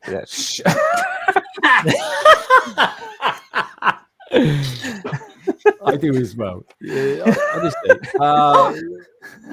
Where are we going here? Help me out here, Lauren. Lauren says, "Is it raining?" We have had a spot of rain today, actually. Why am I getting wet? It's raining. Anyway. I nearly broke into an 80s song. Then the Venator. I don't have a castle area. How can you have an area for a Venator and then say you haven't got an area for castle? That doesn't make sense. Paul F says Lion Knights hands down. Says Paul F. Okay, fair enough. Polar says Lion Knight's castle is one of the best Lego sets they've ever made. It really is stunning. I like that. It really is stunning. If I ever do a review of it, that's what I'll say. You can't say no to historical castle. Is it historical? Is it historical? I guess it is, really. Axel Plate says the castle doesn't have the Star Wars tax. So much value for your money. That's true. It's the sheriff of Nottingham's tax instead. I love a bit of snot. It says, I love the castle. I'm a Star Wars fan. Okay, that's good going. I like that. Eva's out there. Eva, hello, mate. How you doing? Lion Knight's Castle. Oh, straight in there. Good stuff. No one has room for a Venator. That's the room. In fact, it just makes me laugh. There's actually no interior space. Andy Rose says, I've got 2 of the Lion Knight's castles. Bloody hell. Mocked together into a super castle. That is a super castle on Mindspace. It's replicable, Mock. I absolutely love it. Andy, do me a favor. If you're on Instagram, do me a little favor. Send me a link to it. I need to know what it looks like. Martin, says Mark. I don't know what that means, so Connor. And he wants a salad. I've been sending him some funny videos this week. Guys, that one I sent him, that one that I sent you with the Jabba the Hutt in it. I was like, what have I just watched? Anyway, folks, if you've seen a video doing the rounds with Jabba the Hutt in it, you know what I mean. Anna Ray says, hola, everyone. Sorry for being late. Today is one of the most important days of the year, which is Good Friday. It's good that today is Friday, but it is actually Good Friday as well. If you know, you know. Indeedy. Anyway, smash the like button, please. Indeedy. Do follow that procedure. Lion Knights, says One Brick Stud. Venator is boring. Really? Okay, interesting. I think, okay. All right. I think I see it. It's going to be Lion Knight's Castle then. I'm intrigued now about this second one or doing 2. Anyway, I want to see the giant castle. Ooh, all right, fair enough. I'll do just that. I think we've got someone back in the green room as well. Intriguing to know what he'd go for. But anyway, let's get him in, shall we? He's, of course, our good friend from Bournemouth, Ian's Bricks. Hello, Ian. Hello. Can you hear me?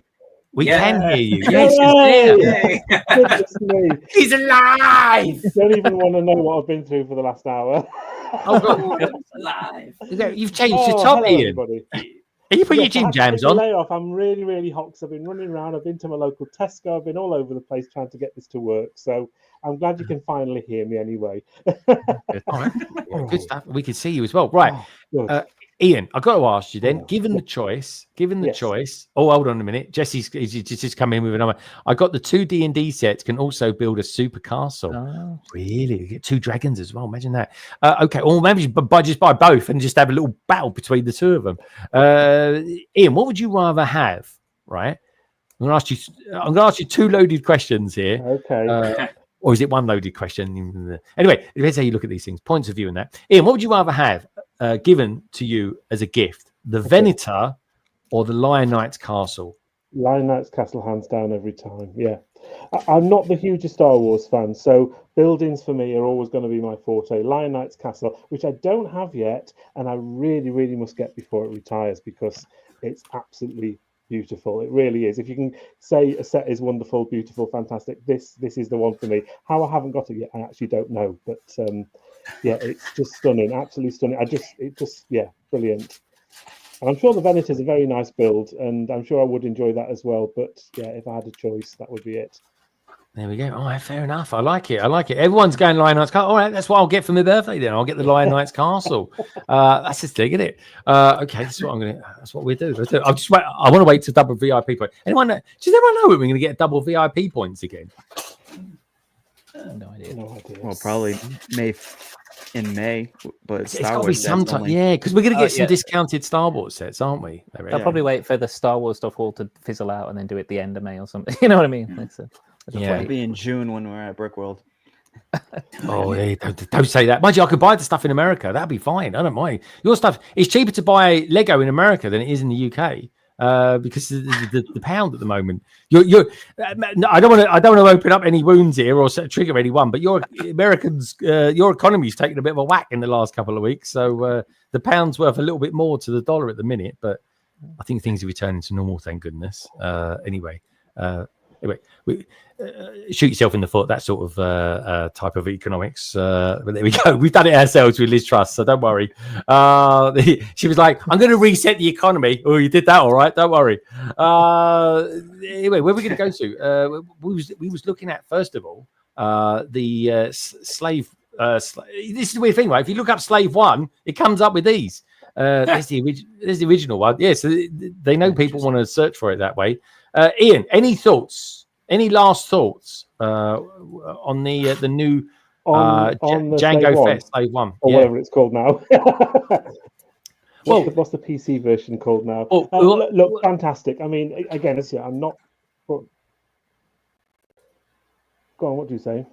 Oh, I was saying here that they call it on the plaque. It's called Jango Fett Starship, but the actual official set is called Jango Fett's Firespray Class Starship. Oh, Firespray. Okay. Yeah. I have to say, when I saw this, I mean, again, not really into my Star Wars builds, but this is a very, very nice looking thing. And I think what's very nice about it is just the shape of it as well. I think if you compare it to the Boba Fett's one that I did a few years ago, it's a bit more square and blocky. And this is really, they've got the curves on it. And it does look very, very nice. I know there's a lot of hate for the young Boba Fett figure. I think a lot of people don't like that for whatever reason.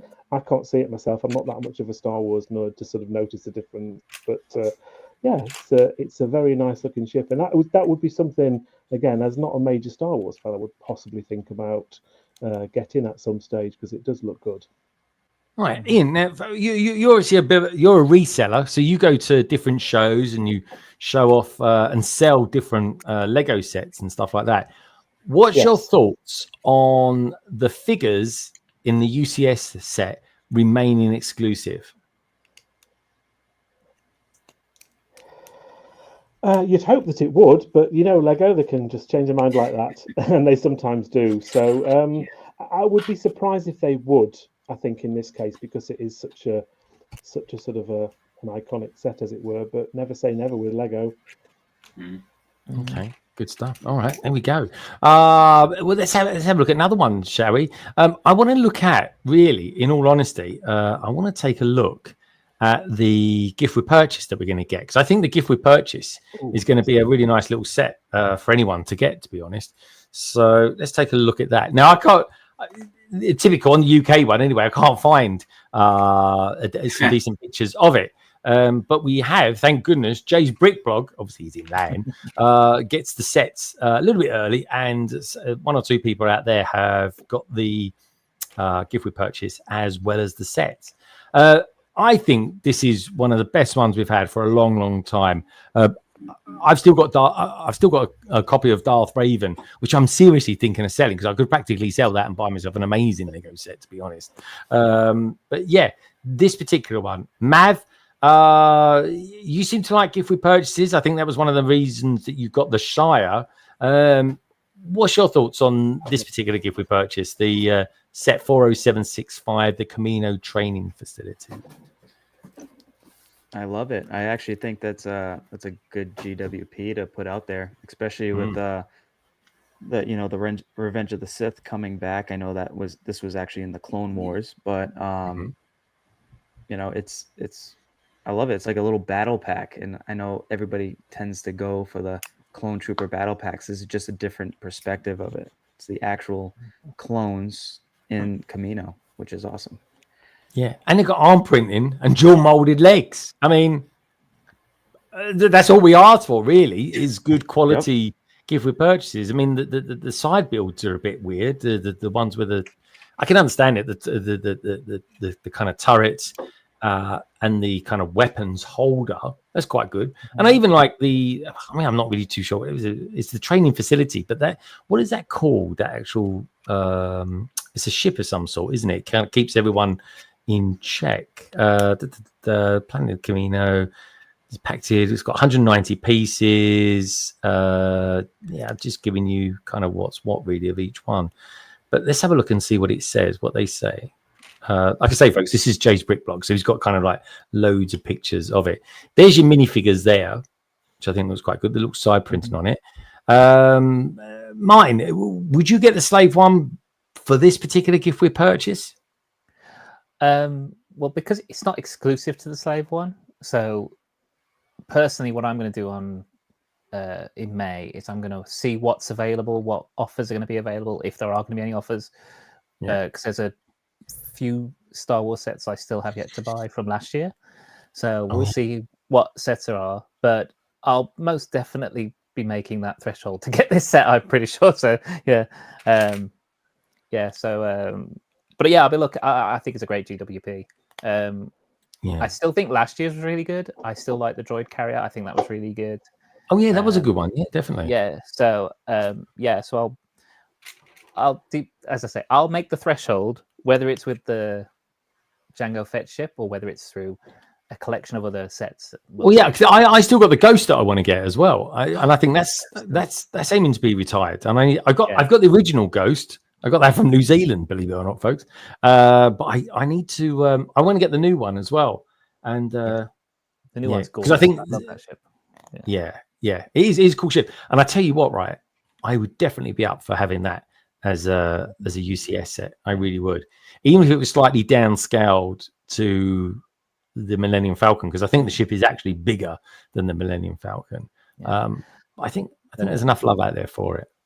But with Jango's ship, I will get it eventually, because I'm one of these people who, again, like Mav, I didn't get the 2015 UCS Slave one. I have the play set from, I think it's about 2 or 3 years ago. So I got the small one, but I would like the UCS version. So yeah, so this coming out is perfect. Again, I might just have to wait. We'll see. We'll see what's on offer come start May.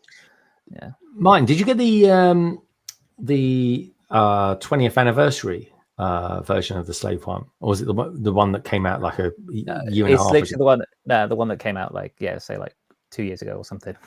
Oh yeah, it's a tiny little one, but it was a great little set. Really, little one. Yeah, it's not the anniversary version. Yeah, the anniversary version is really, really good. Like, it gives the UCS version a run for its money. That scale was just lovely as well. Andy Rose says, I just followed you on Instagram, Greg, but I can't message you or send you any pics on the Lion Knights Castle unless you were following me as well. Andy, I will sort that out. Not to sound too creepy, but I will try and follow you as well. Let me see if I've got any messages in there as well. But what do you reckon on the gift we purchased, Gaz? You liking this one? I mean, it's not Doctor Who. I get that, but you could pretend the Enforcer ship. I think is quite cool, kind of different sort of style. But in terms of like gift we purchase overall, do you think it's a good one? Yeah, I guess so. I've only seen like the Clone Wars a couple of times already, so I'm not as au fait with that and where it leads to. But yeah, it's all right. 3 figures, as you say, with printed arms and dual molded legs. It's like, well, yeah, okay. It's like that's free. Yet in some of the more expensive sets where you pay, you actually pay for, you don't even get that. So it's like, yeah, more of that, please.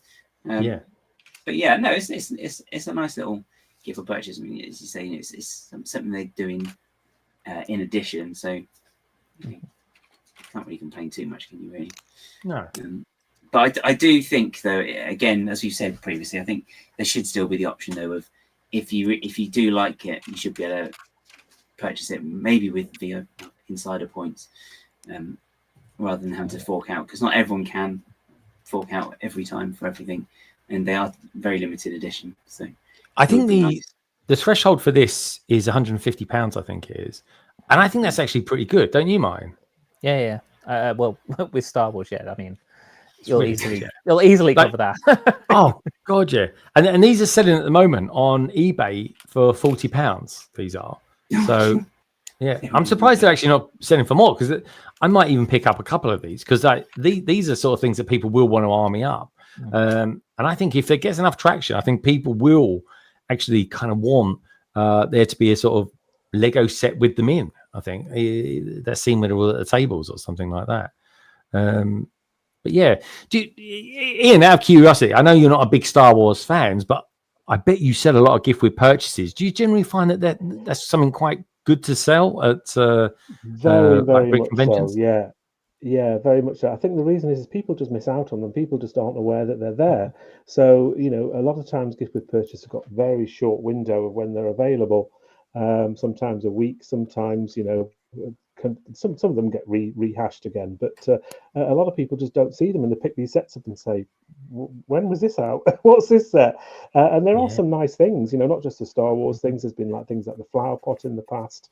So there are some really good gift with purchase, and I think this is one of the better ones, certainly one of the better Star Wars ones as well. And something like this will sell at a show very, very easy if you get the price right as well. I mean, I don't like charging too much for things, but I think everything like this has got a decent sort of resale value, and it will still be popular. I think definitely.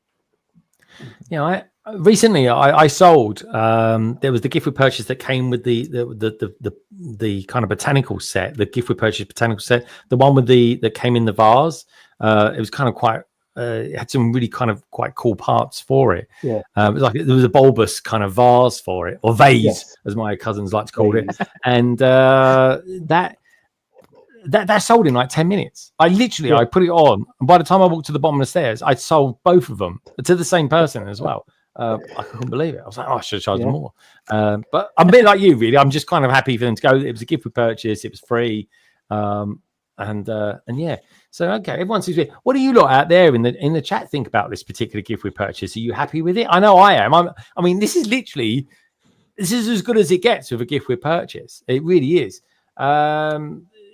Mav, are you happy with the figures and stuff like that? I know this is kind of more Clone Wars and stuff like that, but it's a different take on the clones because we always get them in their armor, right? So it's nice to see them actually at the facility getting trained in their Camino attire. We would call it like their clothing. So just need more Caminos. Dude, because we got them in that Starfighter set, didn't we? It was Obi-Wan Kenobi Starfighter, wasn't it? Yes. Which goes really well with the new Slave One with Jango Fett. So that's quite cool, isn't it? Can reenact the Starfighter chase. I really like it. Steph says, I've still got the botanical gift with purchase. What's it worth? I sold 25 quid each. I sold it for.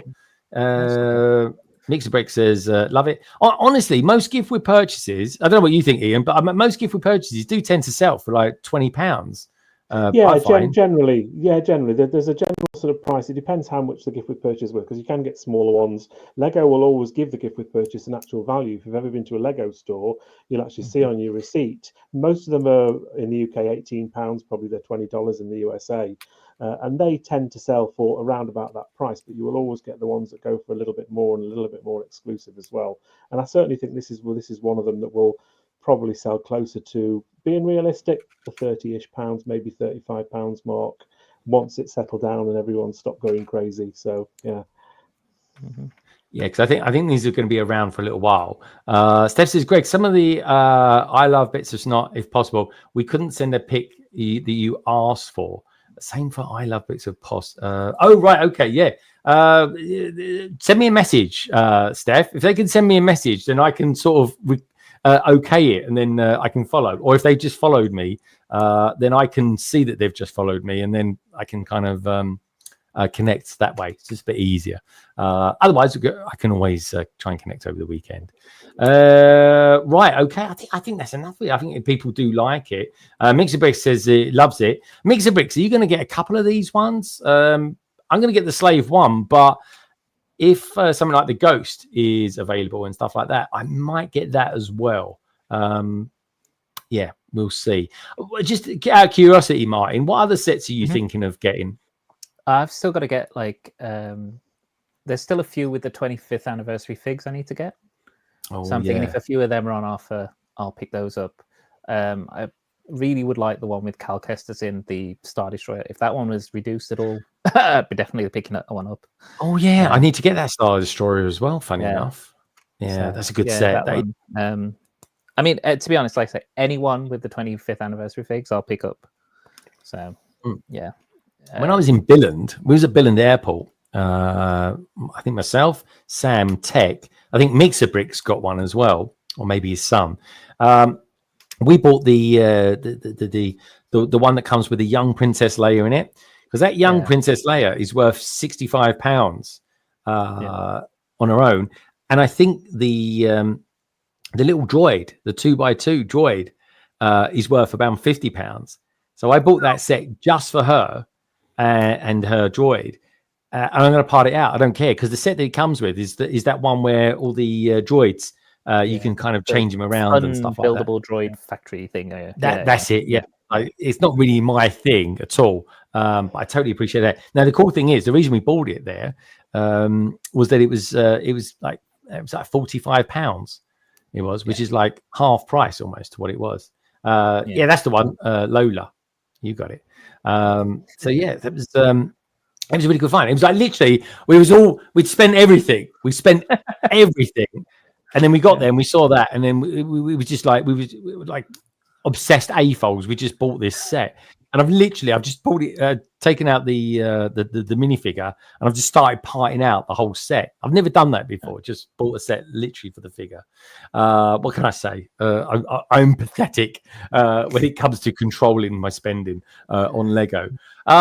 Should we go back to Lego? I think we should. Anyway, let's go to. Actually, I want to go to.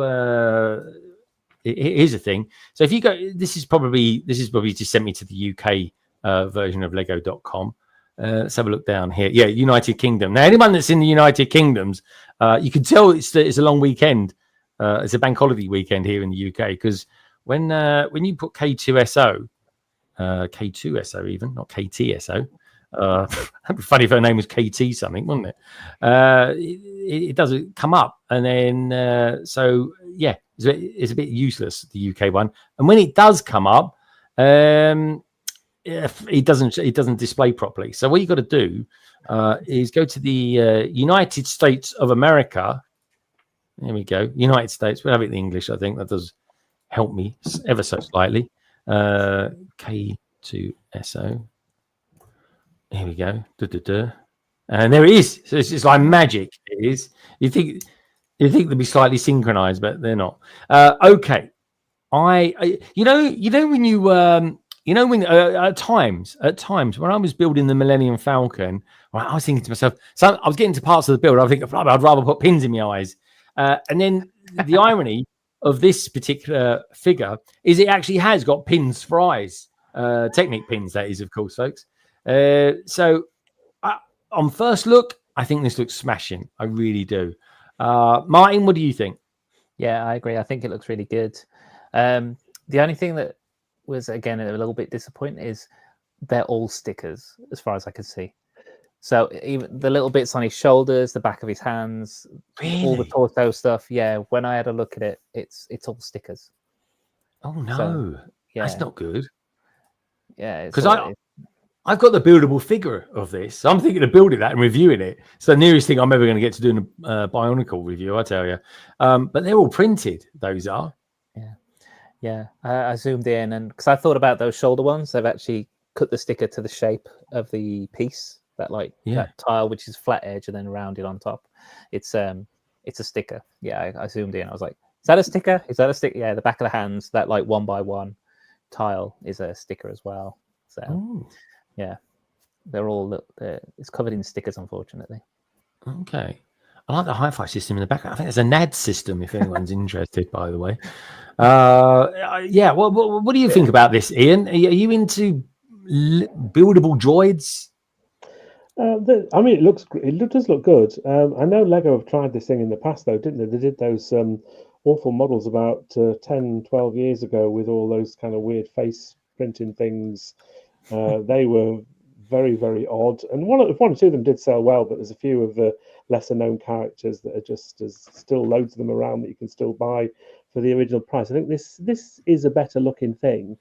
It looks quite creepy when it's looking at you like that. It's like it wants to kill you, isn't it? But it's quite sort of nonchalantly looking at you. Menacing, isn't it? That is a really menacing stare. That is.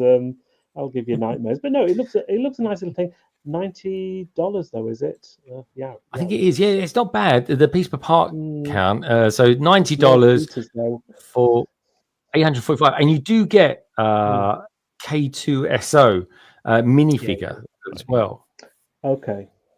Yeah. Oh yeah, I can see it there on the stand. Yeah, let's bring it up. Yeah, I think it'll be reasonably popular. Yeah, I think it will be on the back of Andor. But the problem I've got with this is that we're getting Chopper, and we're not getting like Chopper's fine. Okay, bring it out in August. That's fine. No one worries about that. It's not current. This is going to be current, especially as of next week anyway. Or it's going to become current very quickly. But you're not going to be able to get it to August. So I don't know, Martin. Do you think they just sometimes just get the dates wrong or something? Yeah, I mean, as you say, with Andor coming out, they could have released this and maybe put something else to later in the year. I also want to know if this scales with the other droids that we've got. Now, I've heard it doesn't. I've heard it's a couple of centimeters too short, but I reckon it would be quite easy to extend it. Yeah, but it's meant to be really tall, though, isn't he? He is. Yeah, he's 2.5 meters tall or something. He's actually really tall. This actual because I did a brick built one at the celebration, didn't they? That was actual to scale, and it was massive. But yeah, I was just wondering if it would scale well with like. So it's, what we're saying, is it roughly the same height as Chewie or something? I don't know. That's the thing. I haven't got any scale on there. I mean, look, 16 inches on my end. In height. Yeah, C3PO. All right, so I thought you talking about something completely different there, man. I was going to put congratulations. But well done, son. I don't know. I mean, if you're designing this, you would think to yourself, right, okay, we've got C3PO, we've got Chewie out there, we've got R2D2, we're going to get a chopper. You've got to scale it, surely.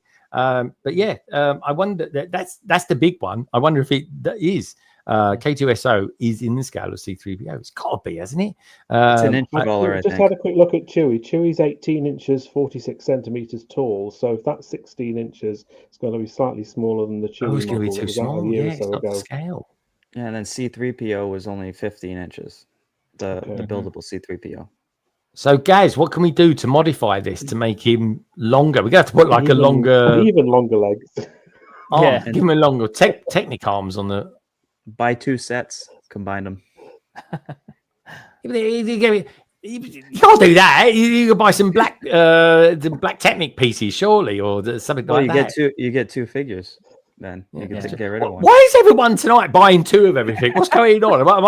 Have I gone to another universe or something whereby everyone's buying 2 lots of Lego sets? Just put your current ones we got at the front of the shelf and put him at the back of the shelf and say, it's the false perspective. Yeah, false perspective. I'm totally Give with him you on platform that one. shoes. He'll be fine.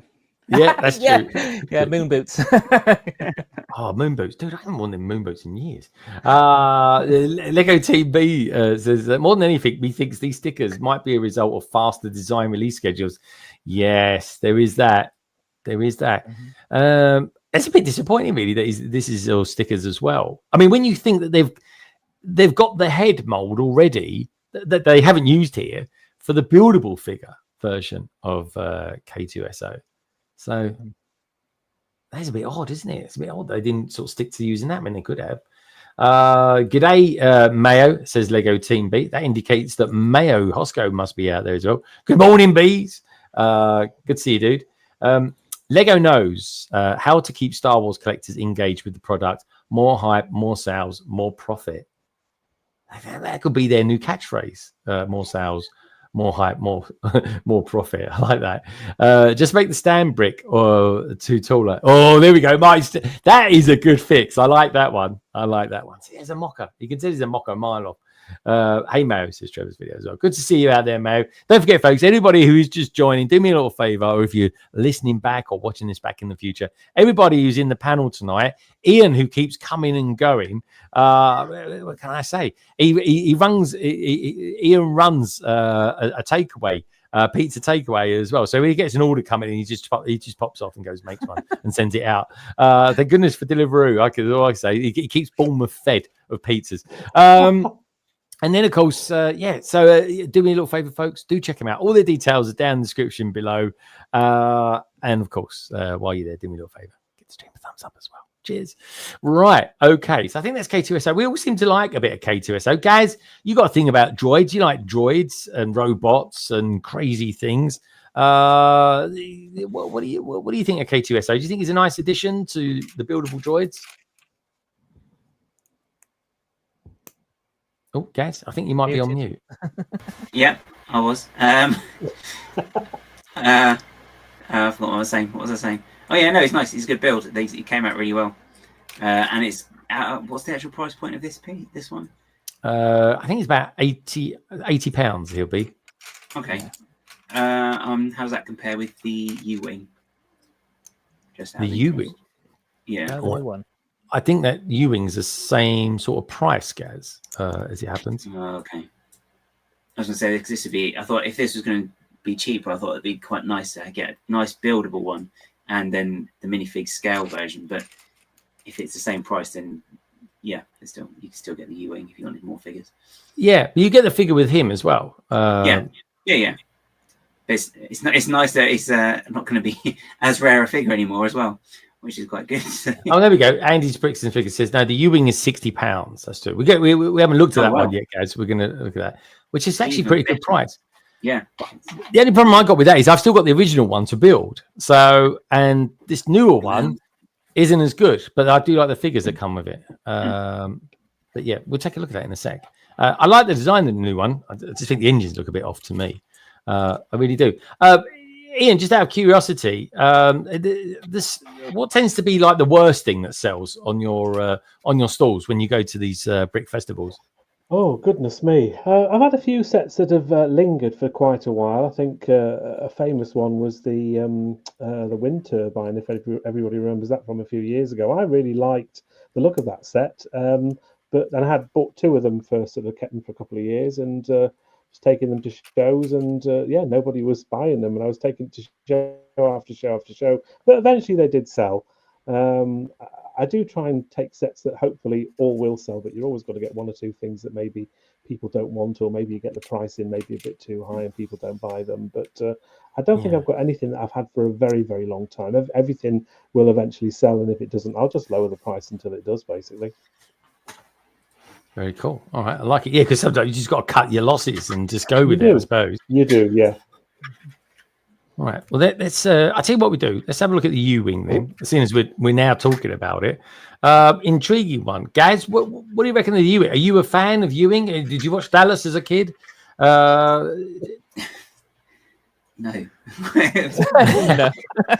No. Far too boring. No, I quite like this. I know it's not necessarily as detailed as the original one, but I just think if you missed out on the original one, it's a nice version of it, and it's quite a decent price point as well. So it's kind of a win-win. I think. I like the fact we get Deirdre with this because she's a really good character in the and quite sort of central. She's one of the main characters in Andor, and she looks like she's going to be quite central in Andor season 2 as well. My only gripe with this, I like it. I like the whole thing about it. I just think the engines are just wrong. There's like 1 minute they're like skinny, and next minute they're like super fat. They haven't got that sort of tapered build up to them. Any thoughts on it, Mav? Well, I like it because I missed out on the first one, and getting an Andor set, which I think I told you, I was like, I wish they came out with an Andor set, and I totally missed this. We was having this chat in the week, and Mav says to me, he says, I really wish they were coming out with an Andor set, as soon as they're coming out with an Andor season. I'm like, they haven't got one. They've got the U-wing. But no, that's fair game. To be fair, Mav, there is a lot of Star Wars news breaking this week, so it's easy. I think my head went to Y-wing for some reason. Okay. So, I mean, to be honest, there's X-wings in Andor. The Saw Gerrera was part. I don't know if he actually piloted them, but they're all around where his camps are anyway. So you kind of assume that. Oh yeah, with the rebellion. Yep. But I like the minifigures. I think that's what's the big draw to the set, especially. And if you missed out on any of the original, like Rogue One sets, this is kind of like nice to get some figures that you wanted. So yeah, I think I agree. I agree. What do you lot out in the chat think about this? I think it's a really cool set. This is definitely one I would like to have as a UCS set. I'm throwing that one out there. I think this would be absolutely splendid. I'm surprised they didn't do Luthen's ship though, because that was kind of quite. Oh, we got to get Luthen ship. Yeah, we have to get Luthen ship. There's a few really good sequences in the first series. I mean, Oh. there's that one particular one, obviously. Well, it took out that giant. Well, the ship was basically a giant sky dish, wasn't it? And he just uses like shrapnel or something or other just to chuck at it, and it kind of disorientated the tractor beam. Yeah, and is that ship? Is his ship? Does the energy come from crystals from a lightsaber? The kyber crystals, I don't. Yeah, the kyber crystals. I don't know. I'm pretty sure it is because it does that kyber crystal. It does that kind of lightsaber effect, doesn't it? Where they come out the side and he kind of loops around them and takes out some of the TIE fighters. What do you reckon, Martin? Yeah. About this set or about the Luthen set? The Luthen set. Oh, I'd love it. I think it's great. I love that ship in the first season. Yeah, I mean, I have a Luthen here. Here he is. Come on then, show us what. Hey, here he is. Ambush at Fett'S set I'm building right now. So, yeah, there we go. So there he is. There's Luthen. He's a great character. I love him, and I'm really interested to see how his story continues in the second series. Yeah. So me too. So I wonder if we'll meet his demise in the show. I hope not. Because you don't see anything about him in Rogue One. No, that's the thing. Yeah. So, and it was pretty that whole speech in the first one about he's ruining his life to see a sunrise that he won't even see or something like that. I can't remember exactly what he said. It's kind of maybe that's a foreboding to what's going to happen this season. That he's not going to see the rebellion. He won't see the sunrise that others will, and it is. But it's good. He had some great lines in that. I have to be honest, and he held them really, really well. Yeah, it was good. The acting was just really believable, very well written as well. So very cool indeed. Okay, so the general thing is people like it. They do. We've got a party in Bournemouth. Perhaps they're secretly filming a podcast while they're partying. I think their party's over, Mayo. I think the party's over and they're driving home. Of course, I was fortunate to get the Rogue One version, so I don't need this. What I'd really like is a UCS Ghost. Yeah, UCS Ghost. I'm up for that, or even a UCS U-Wing as well. Jules Brown is out there as well saying evening everyone. Good to see you, Jules. I hope all is good with you. Anybody who's just tuned in, do me a favor, give the stream a thumbs up. It makes sense. Any particular waves, Ian? Did you ever follow the waves? Did you get like Rogue One sets? Do they tend to sell quite well on your store? I have to say I can't remember ever having many Rogue One sets. I probably did at some stage. Again, I'll just Star Wars stuff will always sell eventually. I don't probably know enough about it to remember any specific sets. Well, I'm curious to know what people like out there. I want to know what buildable droid of Star Wars done that you really like. Is it Chopper? Is it K2SO? Is it C3PO? Or is it R2D2? Maybe we'll do another survey on it.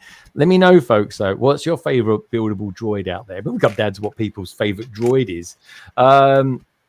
Okay, well, where should we go next? Well, I was going to ask Mav a question, but he says he'll be right back. I think he needs to charge up his camera or something like that, maybe. I don't know. But he'll be back with us pretty soon. He will be. So, Ian, just out of curiosity, where are you going to be selling your Lego next? So my next show is actually next weekend. I'm at the Exeter Brick Festival, which I think is on the Sunday the 27th. And then a week later on the Saturday, so 6 days later, they've just changed the name of it. It was the Southampton Brick Festival, but they've changed the name to the Eastleigh Brick Festival because it is in Eastleigh. If you know Southampton and that kind of area, it is in Eastleigh. But for whatever reason, they've always decided to call it the Southampton Brick Festival. But they've actually officially changed their name now. So they're my next 2 shows. So yeah, next week and the week after, basically. Busy. Very cool. All right, I like it. And just out of curiosity, Ian, what kind of got you into selling Lego? Was you a collector of Lego first, and then thought to yourself, "I'm going to start selling it"? What kind of got you into it? Yeah. So what happened with me is obviously a fan of Lego since I was 7, 8 years old, and used to love all the town stuff, the Legoland stuff. And I had loads of stuff as a kid, and obviously you grow out of it. You grow out of Lego. Life sort of catches you up, and you suddenly get old. And it was early 2000s that I started. I think my parents wanted to get rid of all the Lego in the loft. Don't get rid of all this Lego, don't. I said, don't throw it away. And I ended up selling it on eBay. That's when eBay was quite new and quite fresh, and it sold really well. And I was selling it all around the world. I mean, a lot of it hadn't got boxes and things like that. It got instructions but no boxes, and it was selling to like Australia, the States, South Korea, Japan. I'm thinking, oh, there's something in this, and then didn't really think about it for a few years. And then it was the modular buildings that got me back into it. Nice. I think I'd seen the Cafe Corner, and I think it was actually the Greengrocer was the very first one that I bought and built for myself. And then I bought the Cafe Corner in the Market Street. That was 2000. That would have been 2009-ish probably. And then the Cafe Corner retired, and I suddenly just saw these prices shooting up on eBay, thinking, there's something in this. And luckily for me, I had a bit of spare cash at the time, and I ended up buying quite a few Greengrocers, and just sort of hung on to them really. And then just very, very gradually, every now and again, I'd buy another modular and buy an extra one to save, and occasionally other sets as well. And it really wasn't until 2019, 2020, when the Brick Festival started coming up, that I was like, right, now is the time to start selling all this stuff, really. And it's just really snowballed from there. Started the YouTube channel in 2020. And that was just because I like to watch other people doing unboxings. I thought, well, I buy a lot of Lego. Why don't I do unboxings? And that's kind of how that started. And of course, the more unboxings I do, the more Lego I was buying, and thinking, well, I'm going to have to sell this on now. And it's just sort of spiraled into this whole thing, really. So it's kind of like a side hustle thing that you do, is it? Oh, very much so. Yeah, I do have a full-time job, which keeps me very, very busy. And I do have a life outside Lego as well. I mean, I've just come back from a week in Spain a couple of weeks ago, which was good fun. Totally a non-Lego holiday. So, but yeah, it is just really a side hustle, and I enjoy doing the YouTube. And I say the Brick Festivals, going to the shows and things, it works well because I get to do videos about them, and people seem to like them. And people. What's interesting for me, a lot of people don't like resellers, and I get that. I get a lot of people sort of buy Lego sets and think they can charge astronomical amounts. I hopefully don't do that. But also what's interesting is that even though people know what I do on my channel, they know I buy Lego and they know I sell it on for a profit, but they're still willing to come to my stalls and buy Lego from me, because hopefully I get the prices right and I'm not that sort of rip-off merchant. So, and it all just works. I can get to do the videos as well and keep doing the reselling, and the more I make at these shows, the more Lego I'm going to buy again. So it's just this big vicious circle at the moment. It's just trying to find the time to do like it, a proper ecosystem of it and stuff like that. Okay, so if I need to get if I need to get a Greengrocers, then I know who to come to then. Well, I do have, and I think I've got one left now. I've pretty much sold them all. I bought 10 or 11 back in the day, and I've gradually sold them over the years. And I think I've got one sealed one left. I've got a built one as well, but one brand new sealed, pretty much mint condition one. Very good. I'm hang on to that probably a little bit longer. Yeah. Oh, okay. Well, we'll see. All right, good stuff. Now, I asked everyone. I asked everyone what they thought was their favorite droid. A lot of people came back and said Gonk droids. Mayo, unsurprisingly, says mouse droid. Lauren says all the recent R2s have been amazing. Yeah, I've got to agree with that. Actually, I bought the UCS one, but when the newest, smaller version came out, I was a bit like, which I have got as well. I was a bit like, I wish I just held on and got that. BD1, best droid build, followed by BB-8. Yes, BB-8, of course. That's excellent. That one, love that one to bits. I've got a few of those. Would love a buildable Gonk droid. Yeah, that's got to be coming, hasn't it? A Gonk droid. I think they should do that with almost like a sound brick as well. I think that would be quite fun. Jules Brown says, Steph Watson, I have to agree. Yeah, the ships aren't for me. But I do like buildable figures or two. I love bits of snot. It says, "Oh, a gonk is long overdue." Steph says, "Gonk." Mayo's gonk droids become a meme. They are funny though. BD1 is the best droid. BD1, yeah, indeed. Intriguing. Okay, so let's have a look at Chopper then. Gaz, I think you're a bit of a Chopper fan. No pun intended, honest. What's your thoughts on this new set? Because I quite like it, actually. I think it's pretty cool. Yes, that's good. They've done a good job with it. You can tell exactly who he is. The arms come off today on the head, not hat. The hat. Yeah, it's the head. Shush. Guys, when was the last time you saw a droid going around wearing a hat as well? You getting? Well, you know that set you bought? They've got hats on in that actually. The box, so no, he's really good, and he's. I think it's long overdue. It's just surprising they haven't got it soon. The only thing I don't like is they've done it again with the minifig. They put that white 1x1 tile on this head, and I really think that's. I think if you're going to do that, you put the dark one on. I think it just looks a bit better. It just looks too crisp and clean. And the thing with Chopper, he's a bit of a grimy droid. Really, he's not like pristine. Oh, he's bloody horrible. He's a horrible droid. Like really, he's. Well, he's kind of just sort of made up, isn't he? Because Ahsoka sort of fixed him up as best she could, but she didn't have all the right bits. Where he's got issues. He's a droid with issues, man. He's got issues. I don't say that about droids very often. But yeah, it's that's why people love it. Yeah, that's they kind of do love it. I like his wheel. I want that center wheel. I want to know what that's all about. I like that a lot. But yeah, it does look really good. I have to be honest. It does look good. I do like print as well. Is it on that tile? It looks like another print on that tile, doesn't it? Oh, I hope so. It's got. Oh, it could be a sticker, guys.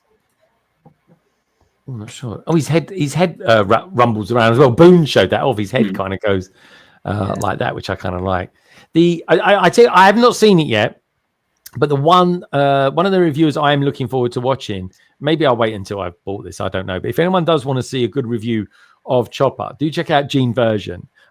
She absolutely adores Rebels. She's a massive fan of Chopper. So do check her channel out as well, folks. I think she's done quite well with some of the Star Wars stuff that she's bringing. And of course, she does know her Star Wars stuff as well, let's be fair. Let's have a look at the video, actually, while we're here. Let's have a look at this. We've got a 360, that's all. Just keep it going.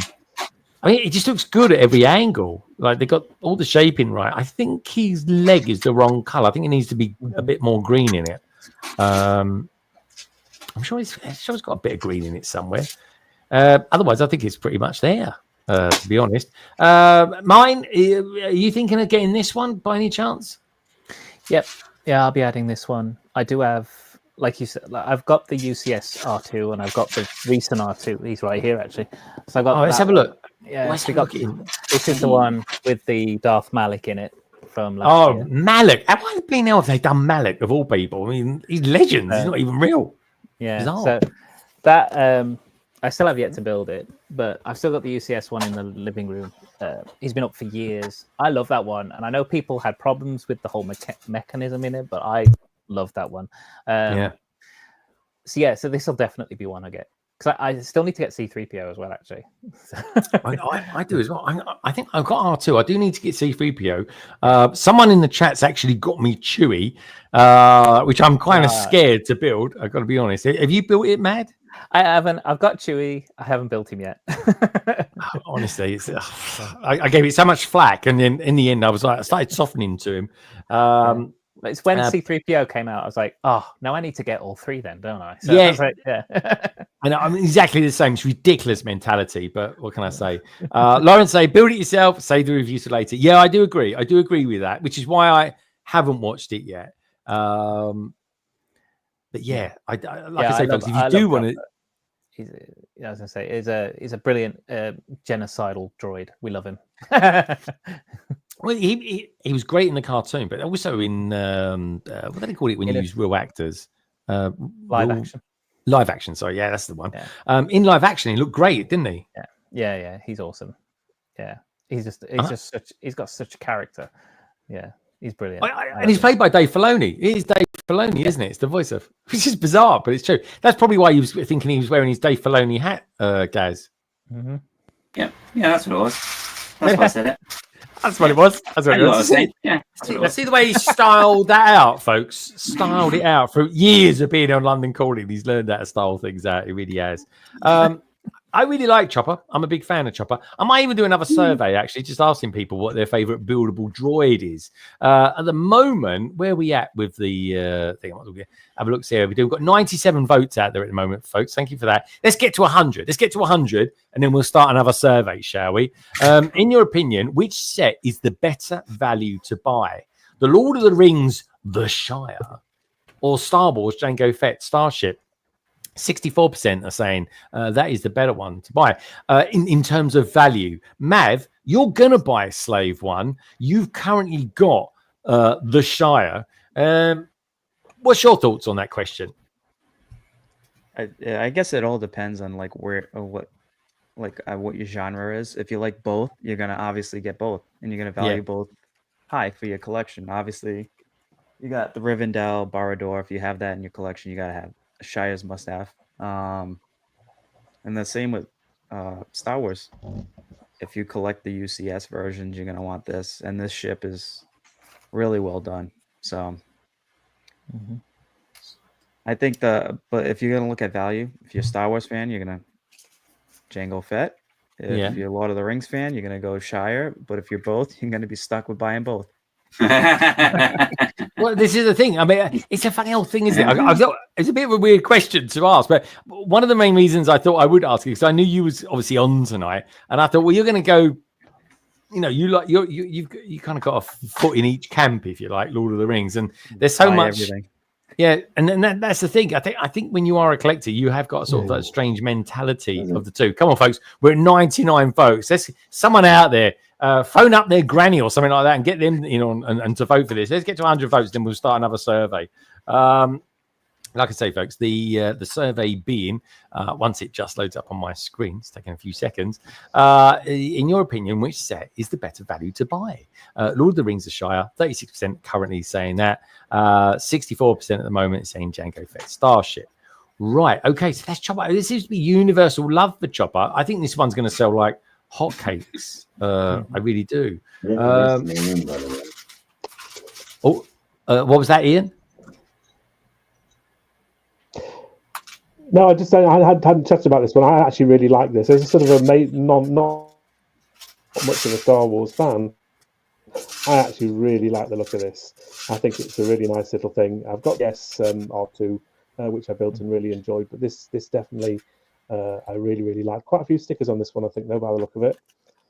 Okay, yeah, there are a few. You just can't get away from it. Don't get me wrong. I'm not like thinking that this sort of set should not have a lot of stickers in it, but equally, I don't know. It's the sticker thing is always a thing, isn't it? It really is. Whether you like them or hate them or anything like that, it always comes up in a conversation. That's for sure. But yeah, Mayo says he's waiting for an Ewok village. I can't believe we've never had another Ewok village since then. It's a bit weird, really, when you think about it.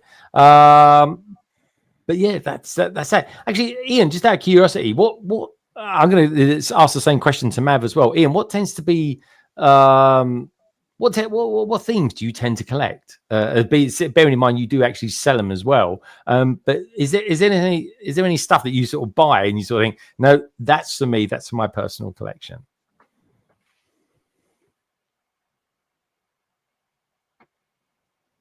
Oh, are you there, Ian? He's there, folks. We can see him. He's thinking about it, but I think he's thinking about it too long. Oh, and there he goes. He was doing so well. He was doing so well. All right, Mav, let's go straight to you then. Poor old Ian, he's having a right old tussle down there with Bournemouth and their dial-up system at the moment. Mav, Mav, you don't actually sell Lego, I guess, or maybe you do. I mean, actually, Mav, to kind of bolster your collection, do you ever sell on like stuff that you haven't bill, or maybe gift with purchases that you thought, oh man, I'm going to have it for that, and then think, actually, I've had it for years now. I'm just going to sell it. Yeah, it's starting that thought process is starting to kind of come out from the back of my mind, because I got a lot of UCS Star Wars sets, like Luke's land speeder. Am I going to build that? Am I going to display it? Oh yeah, you know, the X-wing. All these are not built. So, dude, I've got the X-wing up here, and I'll tell you what, I'm scared to look at it, because every time I look at it, right, something falls off. Something falls off, and I just don't understand it. Like when I first built it, I was like, I don't understand what everyone's going on about. This thing's solid as a rock, and then within a week, it starts all falling apart. It's gravity. It's a nightmare for it. But it does look lovely when it's in one piece. It looks amazing. But you start looking at it and moving it around, and it's just starts falling apart on you. It really does. Mayo says goodbye, Ian. Ian, come back. He's just said, don't worry, folks. He'll be back. He's just got to cook up a quick pizza with pepperoni and cheesy crust, and he'll be back with us. So anyway, yeah, I think overall we all seem to like Chopper. Gaz likes Chopper. Madlib, this could be one to sort of bolster up. Maybe end up getting them maybe a couple of those gift with purchases then. Mm-hmm. Yeah, if the price is right, everything with I'm looking for, yeah, I might end up doing more than one purchase. Oh, there we go. See, I'll be there at midnight, so I will be there. Yeah, ready to. Yeah, me too. Actually, I don't know. I might go in the store to get the save one, but I might order some other stuff online. Though that's the thing, because you can actually save yourself quite a lot of money, folks, buying it online. Let's well, we've had a look at Chopper, so let's have a look at some helmets, shall we? Sets by theme. Here we go. So we go over to Star Wars. There we go. Trademarks and all that. Shenanigan. We've got a couple of helmets that have come out. We've got Star Wars as well. I don't know if we're going to get a chance to look at that tonight. We've got some Brickheads as well. But let's have a look at some of these helmets, shall we? Let's have a look at the one with stickers. I think we'll start off with that. We were talking about Jango earlier on. Personally speaking, these are things I definitely think we should not have stickers in. Let me know what you think out there in the chat as well. Should helmets not come with stickers? That's what I want to know, because it was a time that they didn't. Anyway, the man of the hour, Jango Fett. Hold on a minute. Ian's back again. It looks. Ian, are you back? Hello. I'm back. I pressed a button again, and hopefully it's working. Okay. All right. Good stuff. Stick around. We'll love it while you're here. Anyway, so Gaz, Jango Fett kind of reminds me of Boba Fett for some strange reason. Unsurprisingly. What do you think about this set? And what's your feelings about the stickers as well? Which bits of the sticker? Just the plate? Oh, they're just around the edge there. Is that? Yeah. They're all, the whole head, basically. Yeah, but you can chip. I mean, that's really fine details. I mean, you can choose to build it and not put those on. I don't think it'll take it away from it. Yeah, that's true. I put the middle one, basically, the one at the very front. I'd put that on, maybe. And... Yeah. But yeah, it's nice. It's a nice build. Because they're a lot smaller than I think you think they are when you first see them.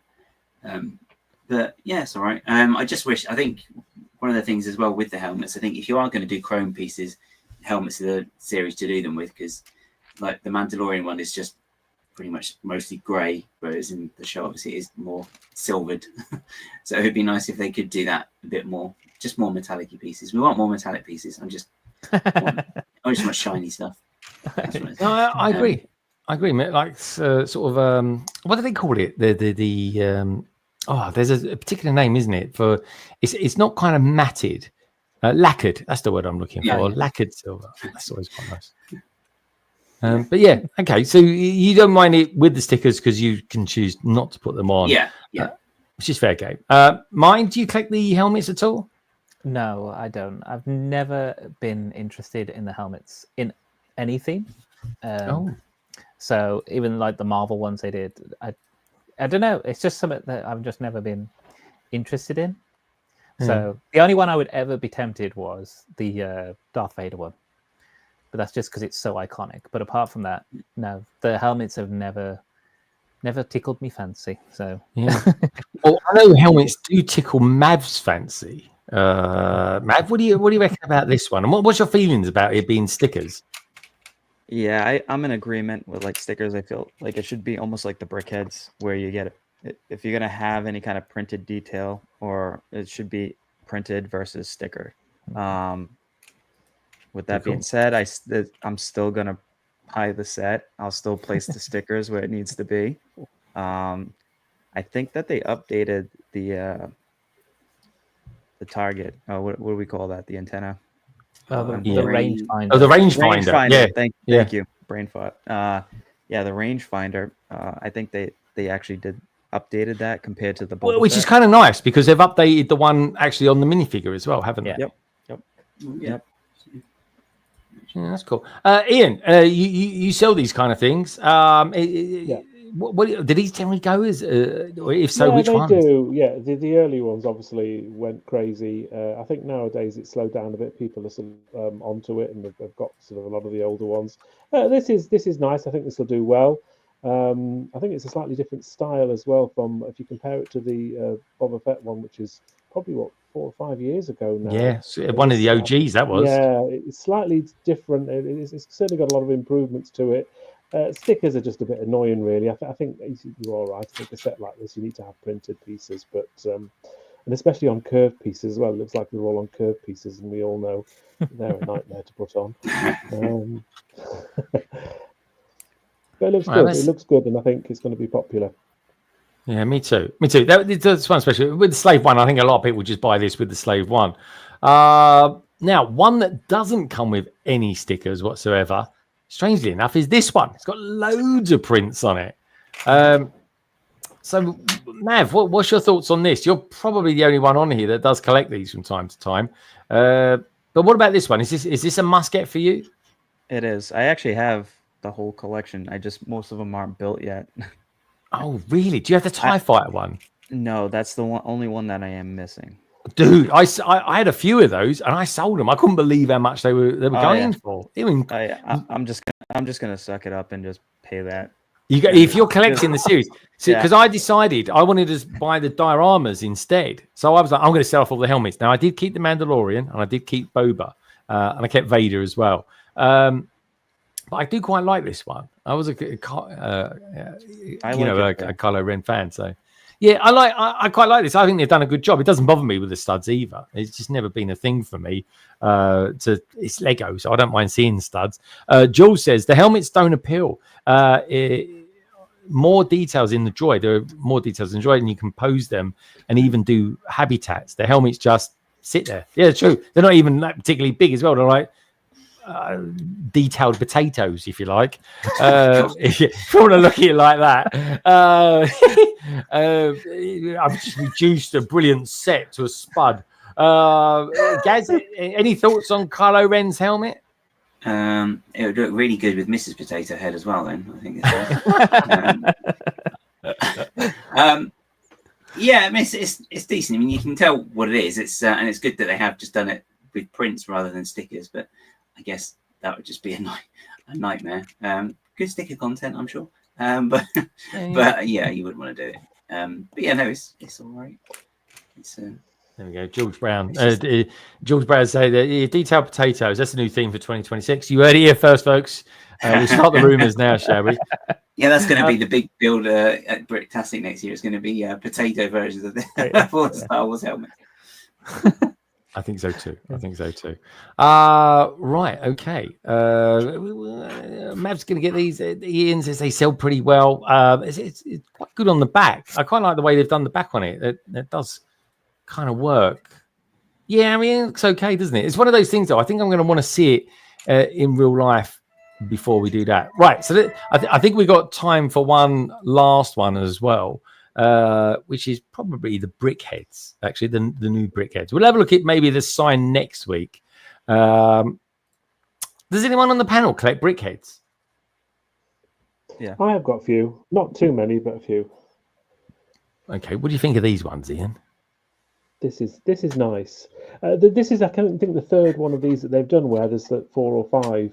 And they only have them out for a year. So I think these, I did have a look earlier, and these are due to retire at the end of this year. So if you're into this kind of thing, then you've literally got 7 months to buy it. So get in there while you can. I think the most popular one here is probably Grievous. I think that looks pretty good. Yeah. the rest of them are all quite nice, but I think Grievous is the one that stands out of all of them. Yeah, I mean, Grievous was a really good character as well. I really liked him in Star Wars. He's pretty cool. It sounded like he had like a sort of smoker's cough or something like that, but he was pretty cool. Gaz, did you ever buy any Brickheads? No. Well, no. I bought one. That was the What was that? Goofy and Pluto. But I bought it because Frankie's favorite Disney character is Pluto. So Okay. I can just get that. But otherwise, they're not my thing. Yeah, no, that's fair enough. I tend to collect ones that I just really, really like, which is fair game, I suppose. Mace Windu with studs on his head. That's a bit of a weird one. He's meant to have like a smooth head. So you think they would have put some? They could have put some tiles on his head. That was a bit. That's all he needed. That was all the detail they needed. Martin, do you collect? Do you collect Brickheads at all? Sorry, a dog's barking. Yeah, I've got a few. Typically Harry Potter and I've got the Lord of the Rings ones. Harry Potter, Lord of the Rings, and Star Wars. That's it. Sorry, I can't think. The dog's going crazy. Sorry, I can see he dog's going. Don't strangle me. Yeah. Yeah, so I do. So we'll get these. I got the Return of the Jedi ones. I think it was last year. So yeah. Well, I like the fact we got Padme and Grievous looks amazing. So. Yeah, but this is pregnant Padme. This is a bit of a weird one for me because, like, when Anakin became Darth Vader, he strangled her and then she died. Like I don't think Lego generally go there, but that is actually what happened in the movie. So it's a bit of a dark thing. Now there is a rumor, and this is only a rumor because no one's reviewed it or anything yet. They're saying that there could be two little bricks in Padme in her torso, one representing Luke and the other one representing Leia. I think that would be quite cool actually if they had done that. Yeah, that would be hilarious because they've done stuff like that with some of them as well. Well, like with Homer Simpson and things like that. So it's totally doable if they've done it. Amazing, well done. I really like these. I think Palpatine looks really good. I liked maybe a bit of red in it as well, but I think it is what it is. He looks great. Anakin's good as well, and you can see him as Vader. So there's one worth buying twice. And I think Grievous looks really, really good. He looks he looks really, really good. So I'd get him just for that. And Mace Windu, just I don't know, he's Mace Windu, isn't he? Really? I think I don't know. For me, I would have liked Obi-Wan Kenobi to be in this, and maybe they could have done some prints on him or something like that, where he'd kind of got his clothes burnt on Mustafar. So they could have kind of done a different take on Obi-Wan Kenobi. It'd be pretty easy to do Anakin and Mustafar. Just take off an arm and two legs and be done. What you got there? This is the building instructions for Padme, and you can see they've got two little bricks in there. Do you think that's supposed to be them? Two little sort of tan bricks, perhaps? What do you reckon? They are. I don't know, actually. That's it. That's literally it. That's on the instructions. So he's a tummy. But I can't believe they've released the instructions already. It's not available yet. I just thought I'd have a quick look, and they're there. So is that on the app? They've released them already on the app. No, so this is their website, and they've got the building. So they just went to the set, and it's on. They've got building instructions. So yeah. No, the building instructions don't normally come out till the days or afterwards.Maybe that's all it is basically. Just those two little bricks. Normally, two of the Americans, West Coast Americans, got it. That's weird. Yeah, maybe that is a bit of artistic license, perhaps. Who knows? Maybe. Yeah, good shout. I can't believe it. Ian, can you see if they've got the Slave One on there as well? Have a look, eh? There's Padme. There's Palpatine, and we've got the eyes. I mean, look, if you ever been up 48 hours before, folks, and you've drunk one too many Red Bulls, that's what your eyes end up looking like. Honestly, I think you're one with the Sith. But yeah. Otherwise, I think they're good. I think they're really good. I think these are probably the best three actually out of all of them. KO says I like Grievous having 4 arms in Brickhead style. Me too. I think it's a nice touch. I think you get 4 lightsabers as well, which is nice. People really undervalue how amazing it is that Lego provide all these instructions online for anyone for free. That's right, Steph. But they don't normally come out with the instructions until after the actual set becomes available. Krypto says, yeah, the US instructions aren't up yet. Oh, there we go. See, okay. Those prints are pretty cool, actually. There they are. And so you calling out tech, Greg? I don't know. I don't know what you mean, KO. Maybe we're staying up late on long hours. I don't know. But yeah, there they are. There, they've got some eyeballs on them, haven't they? But yeah, there we go. That's the Brickheads. I think that's probably all the sets we'll look at tonight, because we've just hit 2.5 hours, which is normally means we're still looking at sets that we've got to start speeding up just a little bit. Anyway, back to the 5 of us again, which is cool. So I think it's probably a good time to get this week's PMQ in, shall we? Now, don't forget, folks, this question does come to the panel members, and then we've got a clue what's going to be asked yet. At least I don't think they have anyway. Don't worry, guys. It's a very cool, easy question. Very hot topic as well at the moment. And, of course, it doesn't just go out to you lovely lot out there on the panel. It goes out to everybody in the chat. Interestingly enough, if you are watching this back or listening to this back, let me know your thoughts as well down in the comments. But anyway, this week's PMQ, panel member question, comes to us via Kevin, a.k.a. Krypto Bricks, who asks us the following question.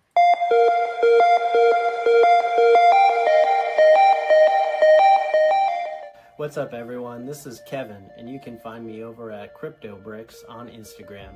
And this is my question for Greg and the London Calling panel. With the controversial reveal of the Iron Man and Iron Spider busts this last week, what other characters would you like to see next, whether it's from the superhero universe or any other Lego theme? And with that, it's back over to you.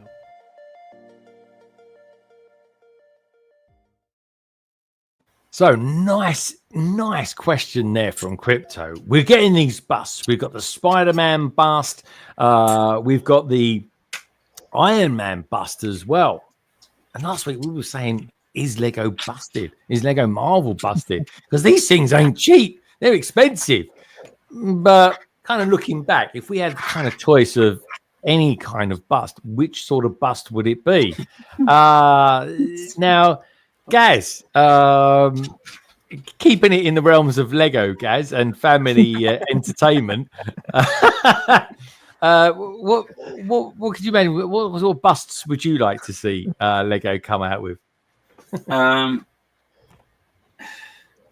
don't know. I think you could probably do maybe some popular characters from like Lego IP themes, maybe.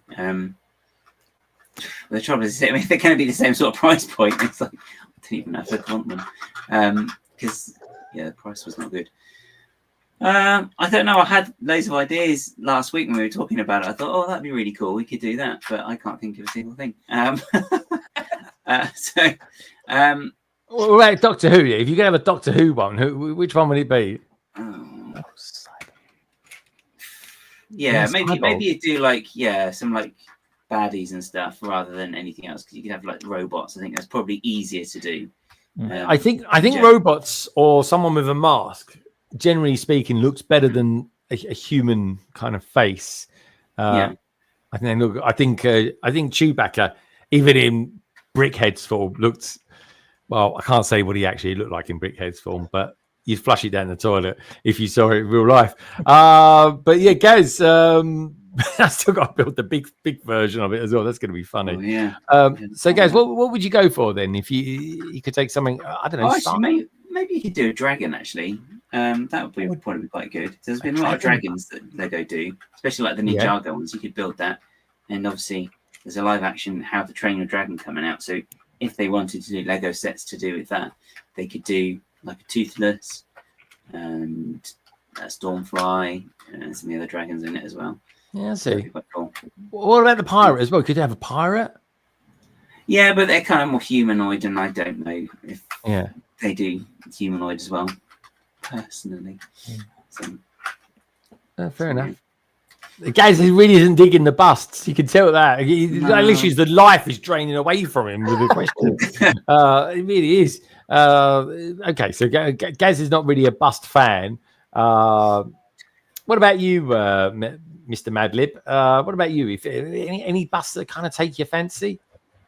Something just sparked in my head. I was like thinking it'd be really cool, and it's only because I love monsters. I'd love them to go back to Universal Monsters and bring. I don't know if the scale is enough for the detail though, but I'd love like Frankenstein, Bride of Frankenstein, werewolf, vampires, mummy. You know, you could do a whole range of them, and they would just be quite nice little set to collect. I said this just saying I'm not a collector of heads, the helmets, but then just something like the Universal Monsters.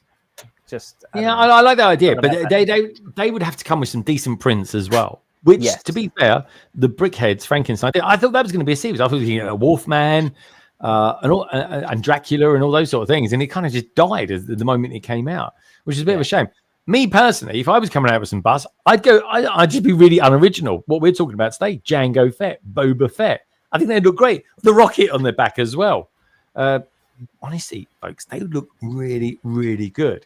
Or maybe I'm trying to think of a DC character. Dr. Fate. I think he'd look good. Oh, yeah. As well. Yeah, Dr. Fate. I think that'd be a good one. The DC doesn't get enough love. It really doesn't. I think that will change after we got Superman coming out in July. I mean, they could easily do Doctor Doom with Doomsday.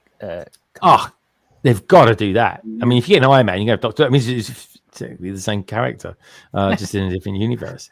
And I will say this, folks. Right? I've read Secret Wars multiple times. The two different types, the 80s type and the most recent one, right? And if you found the last iteration of the Marvel Universe was convoluted, wait until Secret Wars comes along. Good luck. That's all I'm going to say to that. Where should we go next? Mav, or I was calling Maverick earlier on this week. Mav, what busts would you like to see come from Lego? Well, since you already touched base on like the Doctor Doom, I was going to say that. Here we go. But let's talk about an IP that maybe Lego doesn't have if they got it. I could see Power Rangers. Now you're talking. Oh my God, Mark's out there. He's going to be doing his nut now. He'll be like, I didn't think of that. Like, because I don't know if they'll do the buildable characters like they did with the Star Wars anymore. So you could get the minifigures that come with the busts. So you get like Red Ranger, Green Ranger, and how many Power Rangers are there? Like different versions. You can go on forever. They could just run with that line, and that could be it. Yeah, it's a pink one, a blue one, a red one. I think that was it, wasn't it? It was just, I just used to laugh at. You know, I think Power Rangers, when I was a kid, Power Rangers, I never used to watch it with the volume on. I just used to have the volume down. It just makes me laugh. I just found it entertaining. That, honestly, folks, I'm not joking. If you want to be entertained for 5 minutes, put Power Rangers on, right, and play Benny Hill music. Honestly, it's funny. You have a laugh. I kid you not. Ian, what about you?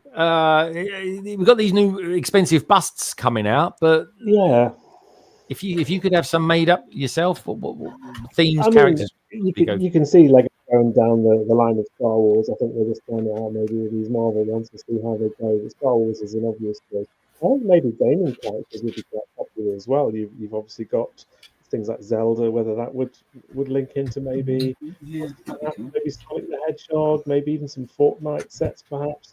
They've sort of already got all the licenses for all of those, so it's a possibility. Whether they're into bust, I don't know really. It's more, I don't know, maybe more superhero-y type things. Batman perhaps.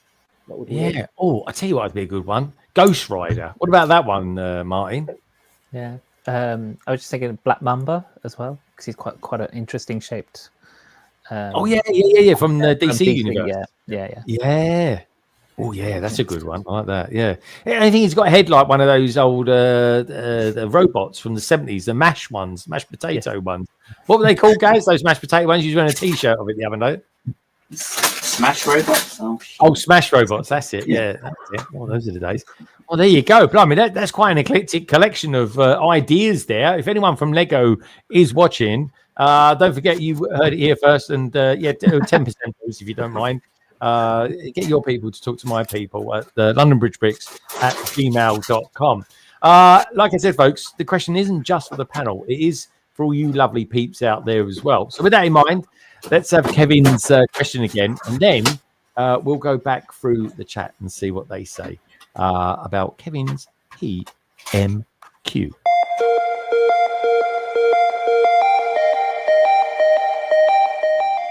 What's up, everyone? This is Kevin, and you can find me over at Krypto Bricks on Instagram. And this is my question for Greg and the London Calling panel. With the controversial reveal of the Iron Man and Iron Spider busts this last week, what other characters would you like to see next, whether it's from the superhero universe or any other Lego theme? And with that, it's back over to you.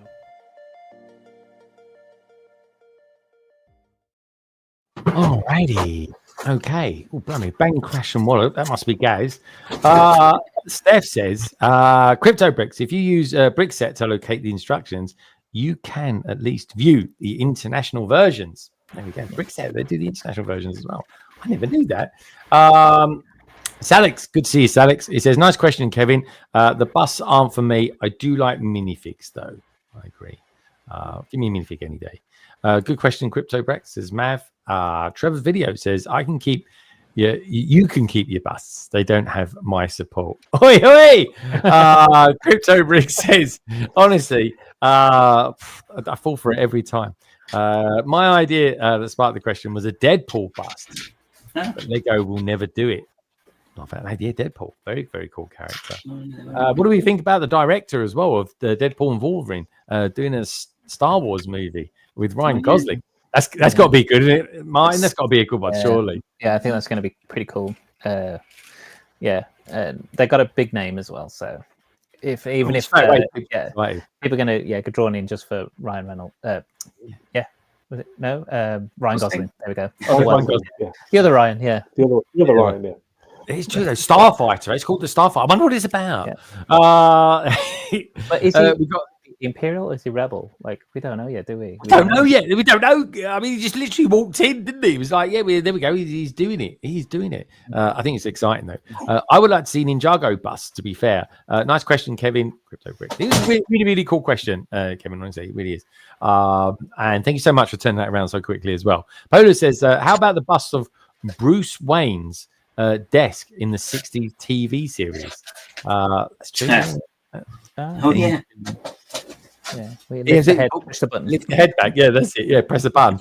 While the busts aren't for me, I think Darth Vader and C-3PO would make great busts.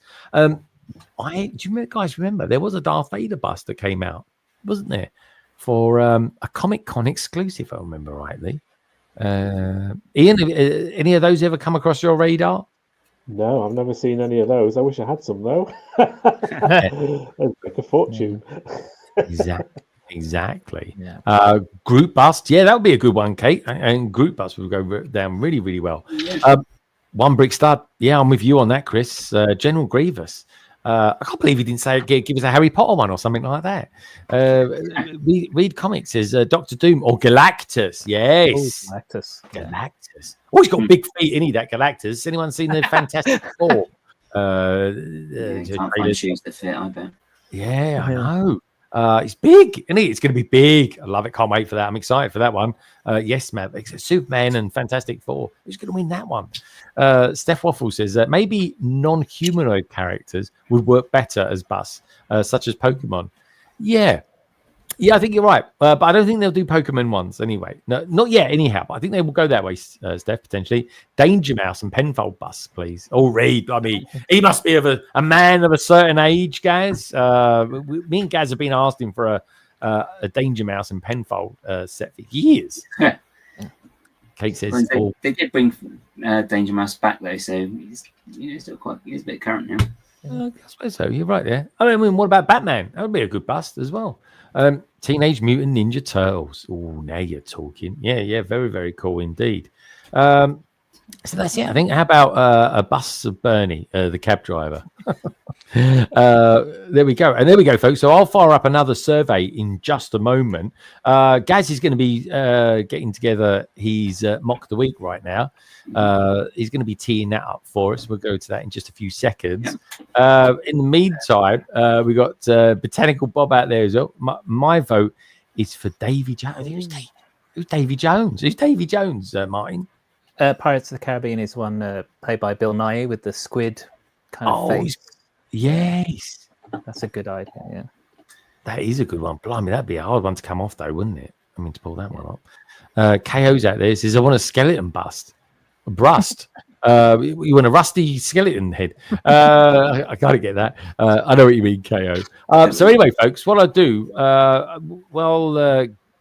Gaz tease up the next segment. I'm going to just go over the survey. Gaz, there we go. He's done it now. We got asked in the survey, in your opinion, which set is the better value? 108 votes on this so far. So thank you, folks. I thought might as well do another one while we're here tonight, asking you about the Droid. So while Gaz is bringing up this week's Mock the Week, I just asked you, in your opinion, which set is the better value to buy? Lord of the Rings, The Shire, came second with 38%. But in first place was Star Wars Jango Fett's Starship. So thank you, everybody who voted on that. I super appreciate it. For now, though, let's go have a little bit of Gaz, shall we, for this week's Mock the Week.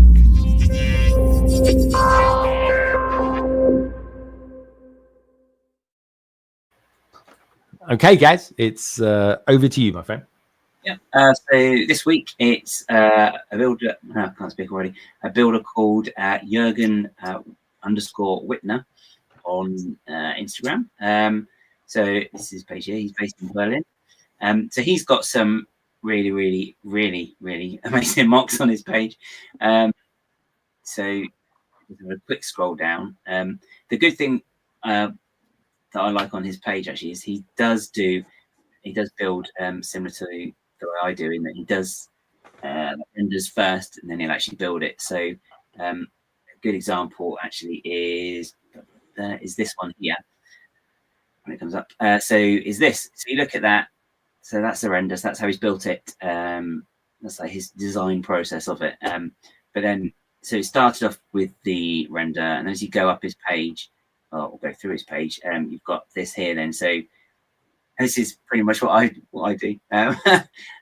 So he's got the pieces here, so he started to build it, put it together, and then you get just like diarized entries essentially of him putting the build together. And I mean, it is very spectacular, this one alone. So just very quickly, just have a look at it. So it's kind of like a space truck almost, going through like a portal. But the one that caught my eye, as everyone's Star Warsy this week, is this one, which is the Fall of Hoth, and this is really great. I'm not too sure if that is the UCS Snowspeeder, or if it is one that he's done himself. He's done that himself. Sure. The UCS one's white. I mean, that actually looks like a model. Yeah, that's it. Because when I first looked at it, I did think, is that actually a model? Because especially then with these figures, because they're not minifig scale, they're kind of larger. So I thought they were actually like, the old Star Wars, like Kenner type style. So I thought it was that. But then when you actually see it up close, which is not going to be getting close, that's fine. But they're actually minifigure heads on brick built bodies, but then it's just like a different scale. So they're just much bigger.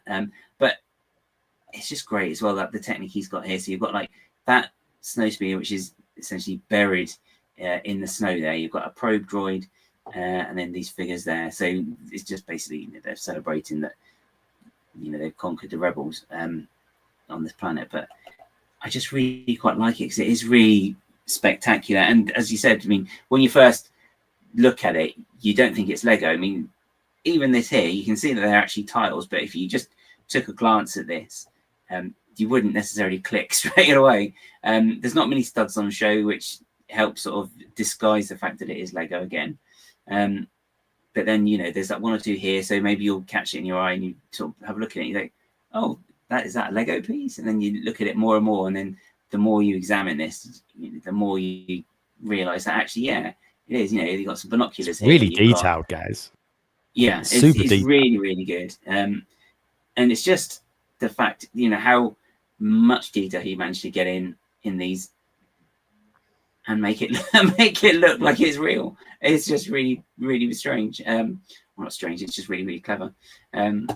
but yeah, and this one is not a render as well, because I think there was a picture of him with it. I think no, that's right. No, so I think this is the original version. This is, and then you can just see then that the evolution of it. So he's based it on this.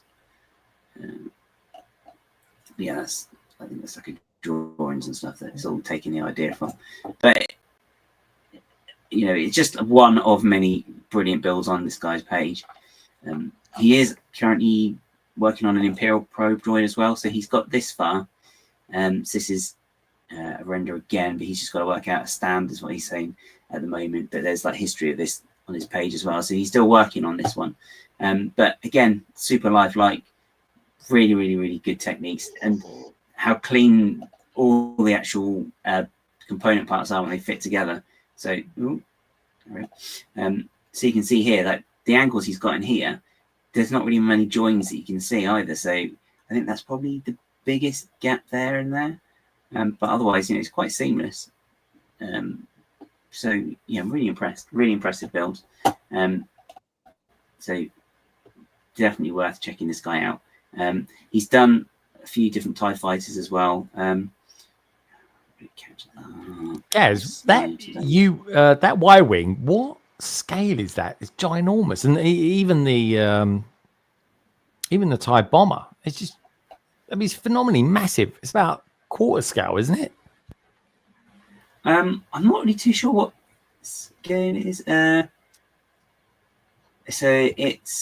He said the scale of it though. He's a random human scale person, so he's 1.8 meters or 6'7" tall, which gives you an idea of how big it is, because it is pretty massive. As you can see, like he's bending down to look at here, but then it just confuses the eye because he builds the figures rather than using minifigures. He does like his own version of them, because you can see here again, you've got the droids, but they're not quite the normal sort of droids. So, you know, they're taller. I think the arms are actually a bit, so the legs are a little bit more detailed than normal as well. So it's really, really, really, really, really cool how he's done that. And then also a different idea as well, a different approach for displaying it.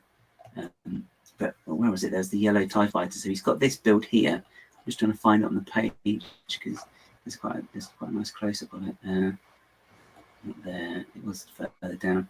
Because I mean, it is quite an old one in comparison to some of the other ones on his page. But where are you? Yeah, there's loads of really, really great bits there. I'm just trying to find it. Is this part of it? I think this is part of it here. Yeah, so you can see here that he's got it on his desk. So you can see the size of it again. You've just got all the pieces here, like the wedge pieces, so 2x2s or 1x2s.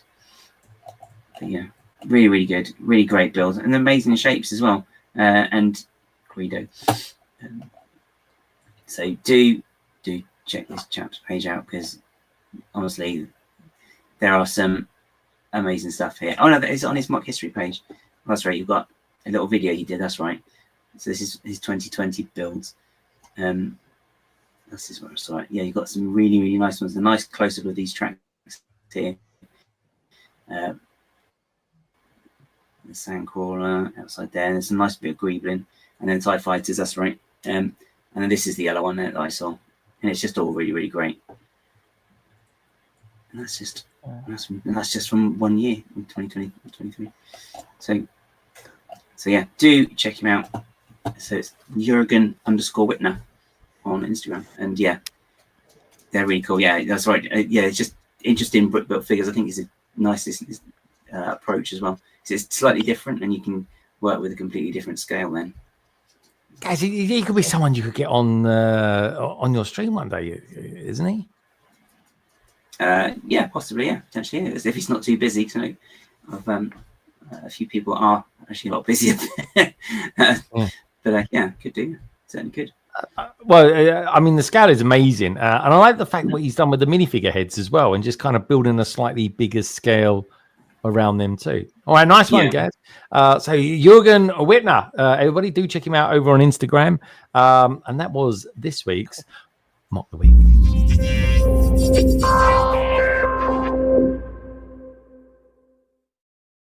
Alrighty, so in a moment then, we're going to be doing a bit of the old Soapboxastic. It's a bit of a sad one this week, really, because it's kind of like the finale. A bit like tomorrow is going to be the finale for building the Ninjago City.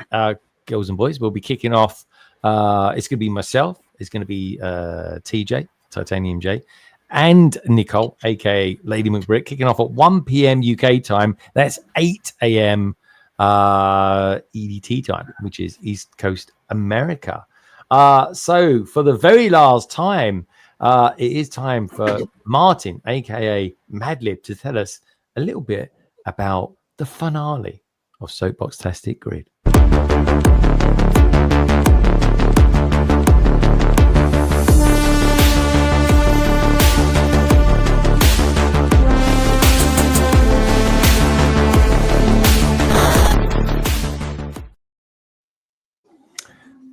Right, Mark. I think I'm going to have to keep that music for something. That's for sure. But anyway, Madlib, over to you, my good friend. Right. So, So we had the finale of Soapboxastic on Saturday.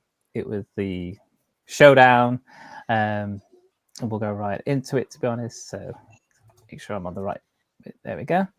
2025 grand finale. It was between, and Rohan will answer.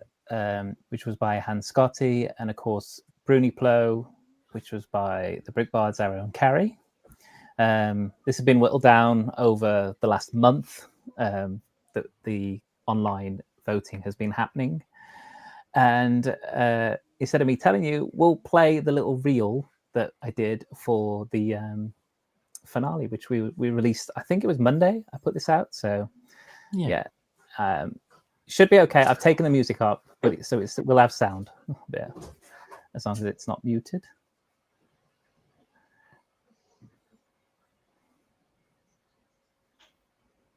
You could pretend you're playing the trumpet or something, Matt.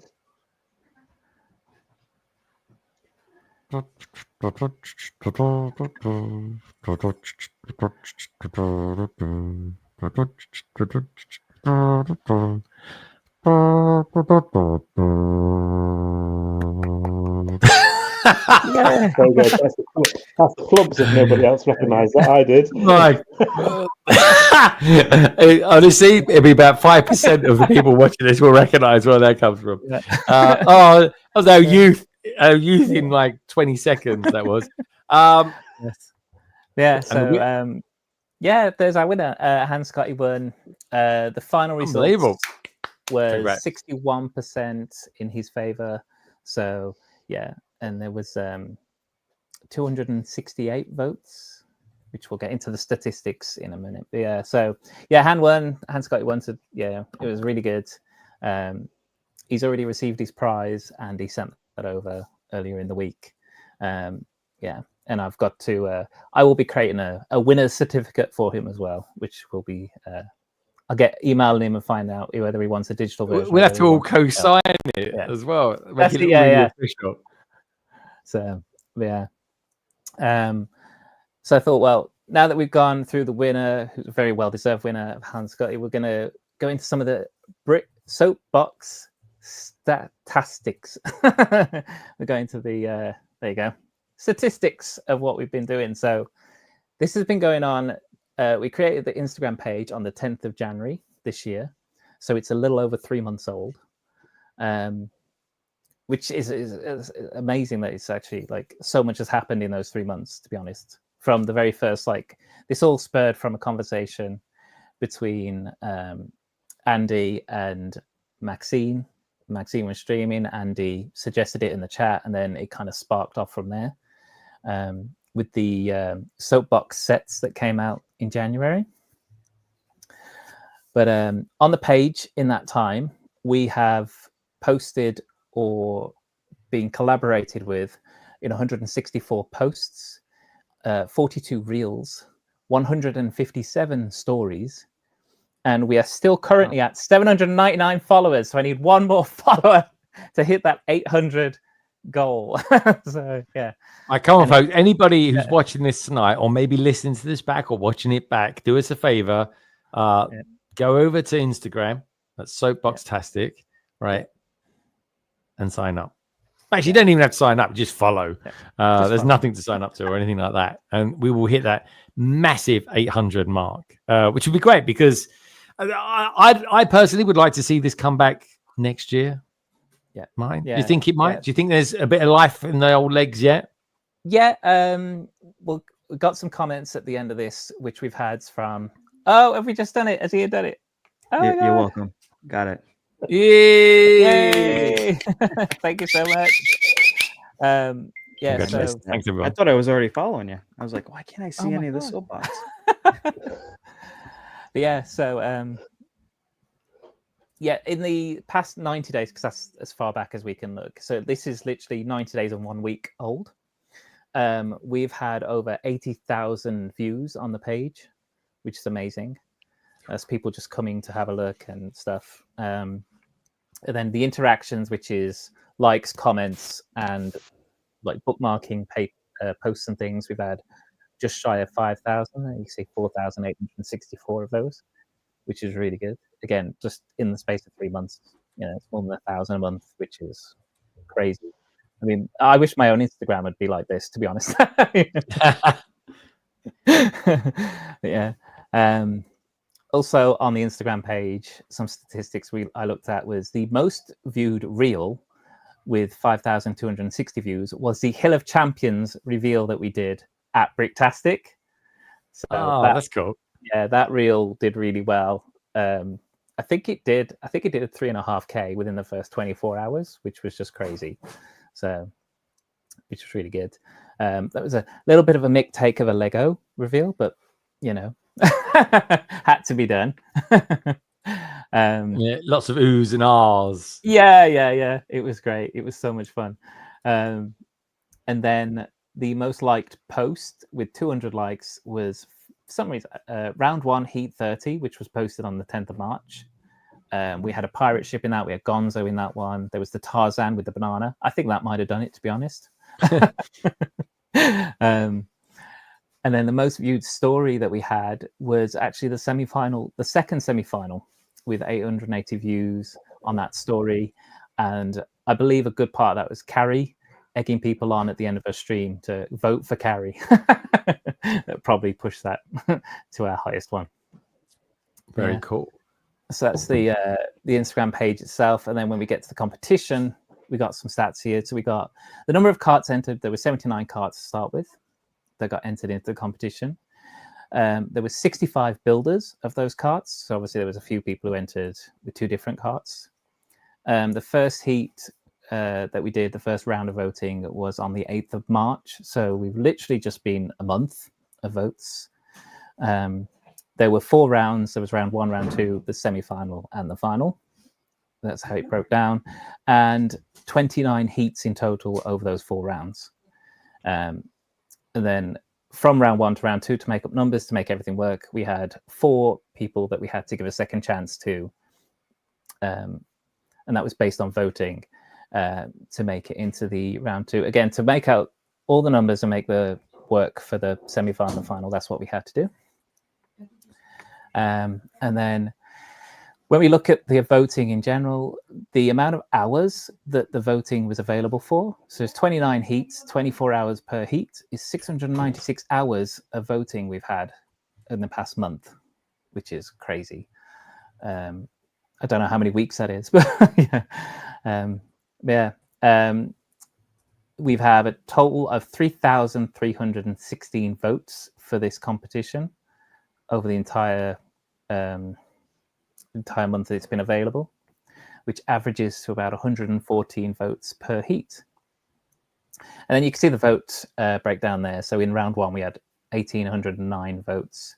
Round 2, 703. The semi-final got 536 votes, and the grand final got 268 votes.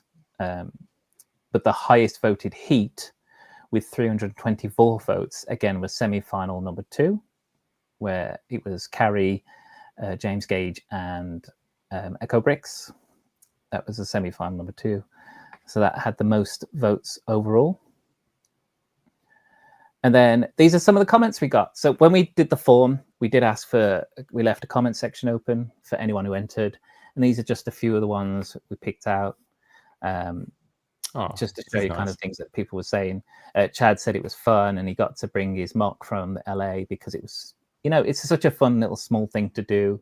It's not going to impact you. People traveling from further afield who's coming to Manchester, it's a really fun little build that you can pack, bring with you, something to take part in.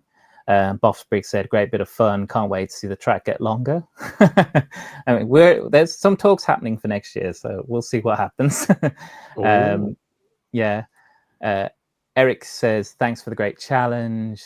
Salamander, who had 2 carts in there, was like, hope to see this Soapboxastic again next year. Smith said, thanks for organising such a fun community competition. And the community has been great getting behind this, and all the voting and all the sharing and the building as well. Because there was a lot more carts that didn't enter the competition.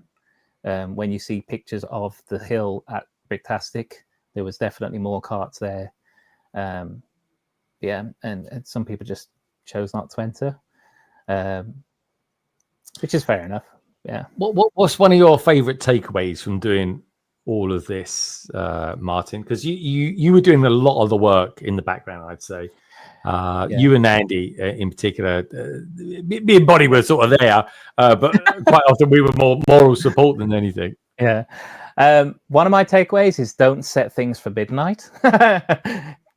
Keep it for maybe a more social unless hour. You can automate the schedule, that is. So that's one takeaway. But secondly, it's just how much people have been supporting each other. Like I constantly said it throughout. Like, I love how, even though people are saying, "Oh, vote for me," they're also saying, "Oh, or vote for your favorite," because everyone's just so supportive of each other in this community. And even if they get knocked out, they're rallying behind friends or others that they think are great. And the comments and the messages, if you go through all the posts of people's heats, there's plenty of messages saying, oh, this is a great build, love what you've done there. There's a lot of appreciation within it as well. Lego Team B, obviously their trash talk was a fantastic highlight of the competition. So we love our bees. Yeah, had to put that comment in there. And of course, Ian's comment, I couldn't actually put the actual word in because it's censored. So thank you, Ian, for that as well. Bottom right. Yeah. I wonder what busts he'd like to see. Yeah, exactly. Lego come up with. Very cool.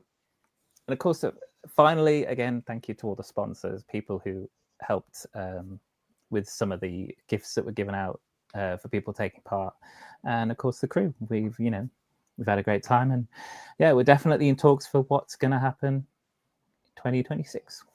Yeah, I can't wait. It's going to be exciting. I can't wait to join in again next year. It was really good fun to do it this year.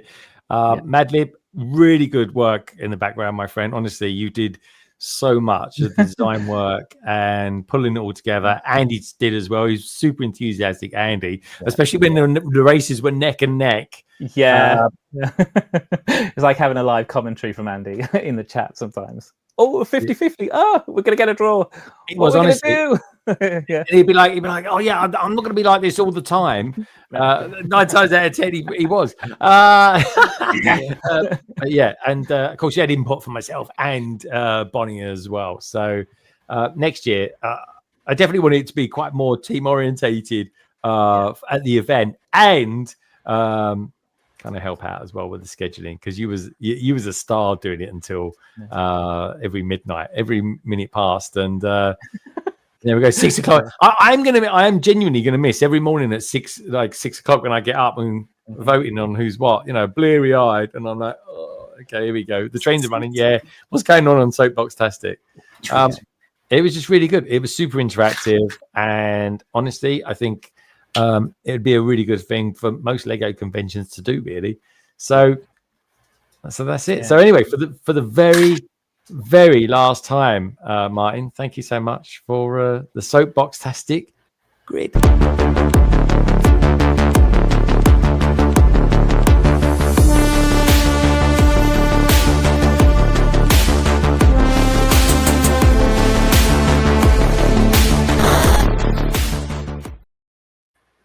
Right then.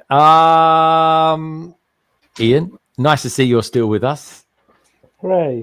That's good. That's a good sign. I'm pleased as well. There is still life there. But what? Just out of curiosity, whereabouts in the house are you now? So this is my lounge basically. So I was at the other side of the lounge earlier.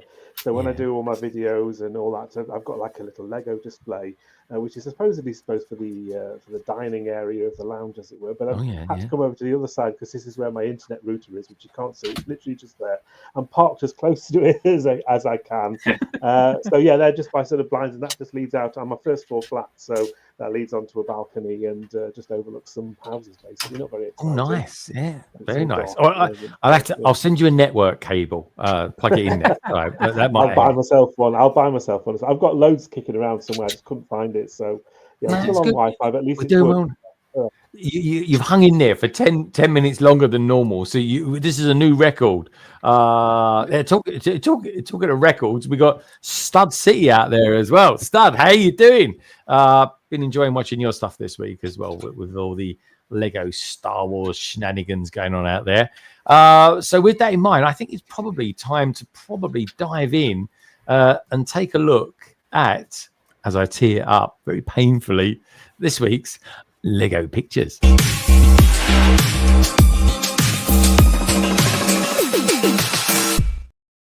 Right, okay, back into the kind of Lego festival, because we are in that period. Because Gaz isn't actually going to be, well, he might be actually here next week, but Gaz, next week you're going to be at Reading, are you not? Yeah, so I'll be doing some of my setup. So I'll be on Friday. Yeah, how long does that take to set up, Gaz?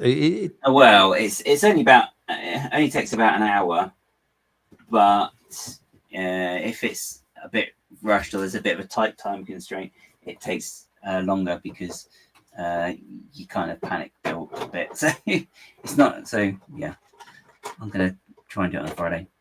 All right, good stuff. So hopefully we might get a live beam from there for I don't know, 10, 20 minutes from Gaz next Friday. I will be sending inquiry emails over the course of the weekend. Martin, are you going to be going to Reading potentially? I don't think so. I've recently purchased a couple of things that meant I'm pretty short on cash until I get paid at the end of the month. So, yeah, I went online and I bought the Wicked Brick display for Beauty and the Beast with the limited edition one. I don't have the castle, but I had to. I was going to say, you haven't got the castle, but now he's going to get the castle. So yeah, so I have to get the castle. It doesn't have to be now. I can wait for a bit. But yeah, I had to get that case. I saw that case and I was in love with it. I was like, that's amazing. Really? I never buy cases. I display it.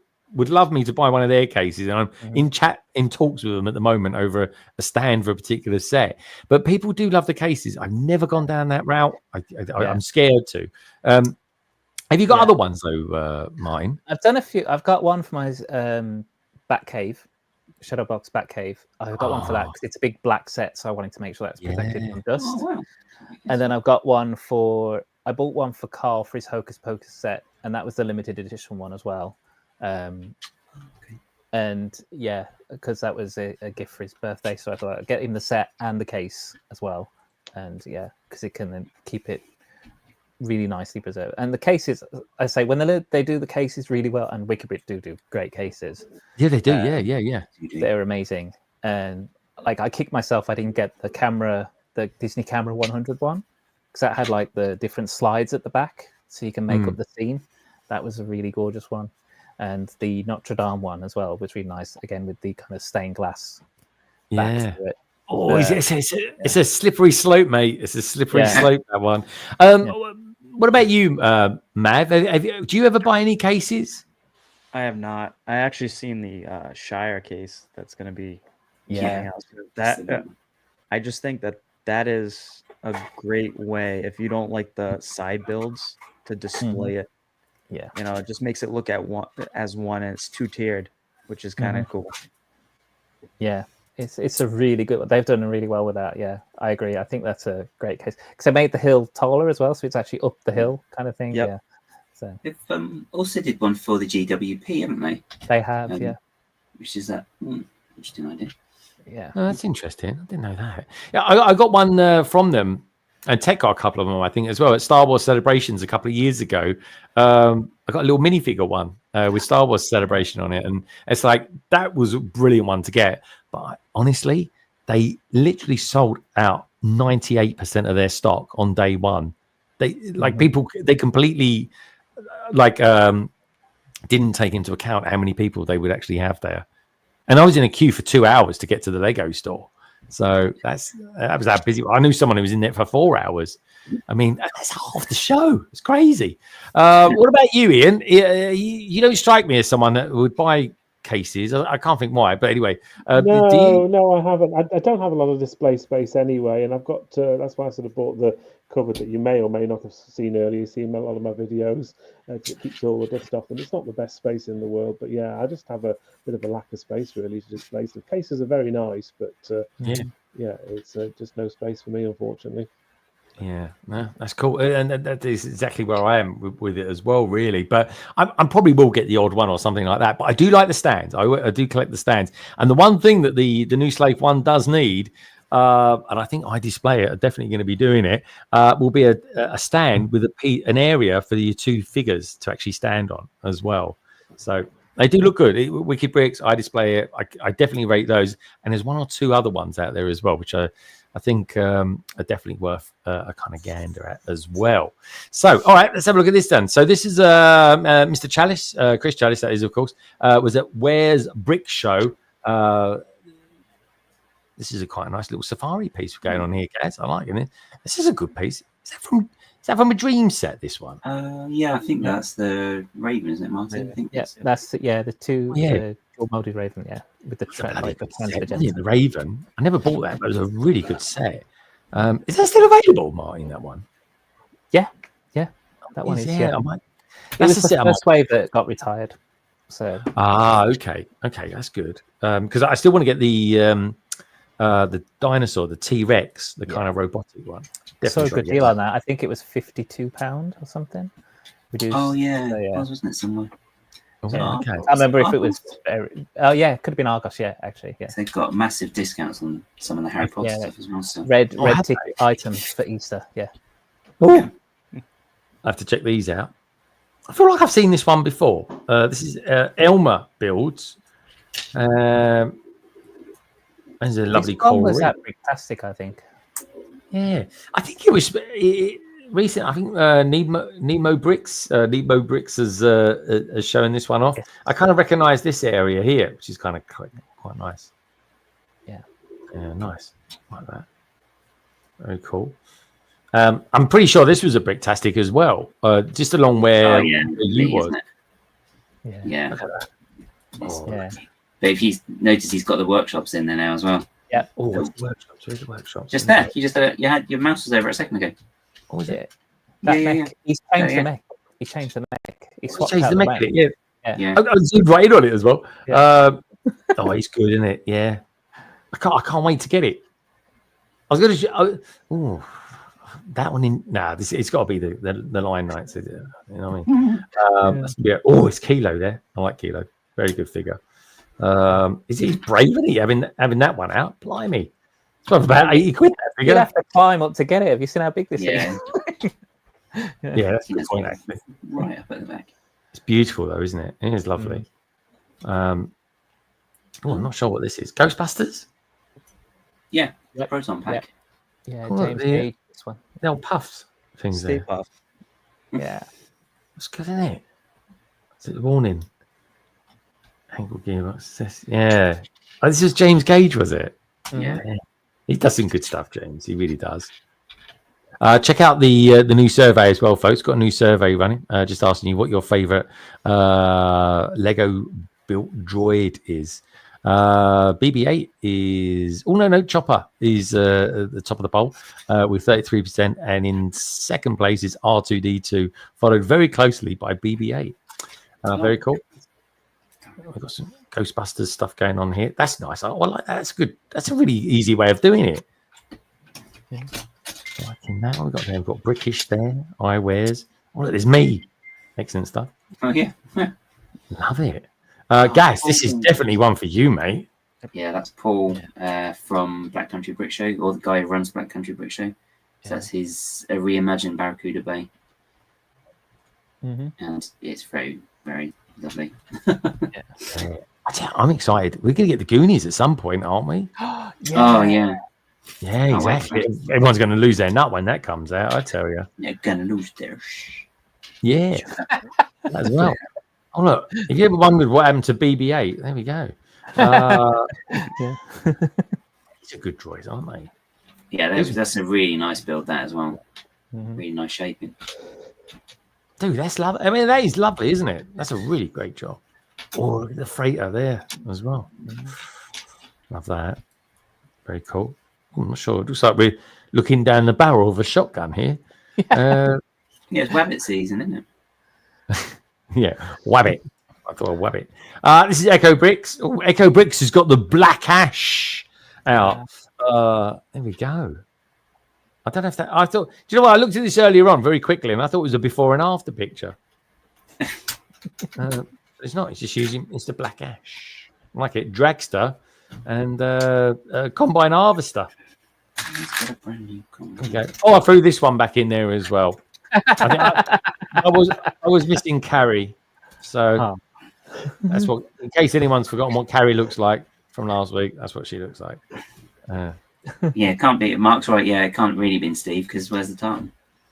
Yeah, well, that's what I thought. It completely threw me. I know exactly what you mean there. What are we looking at here, guys? Z-Block. Well, that's him. Yeah. It's in there. Have you got a name for him, Gaz? No. I haven't even thought, to be honest, because he's called Z Blob. It's like, okay, that's what it is then. Something called like Gaz Blob or something like that. Oh no. There you go. Oh, that sounds right. I threw a couple in from last week because, well, I just thought they were. Last week we had like hundreds to go through, and sometimes I like to sort of sit back and actually enjoy them. You know, this is a cool one. It's from Jules. This is what I'm hoping we're going to get.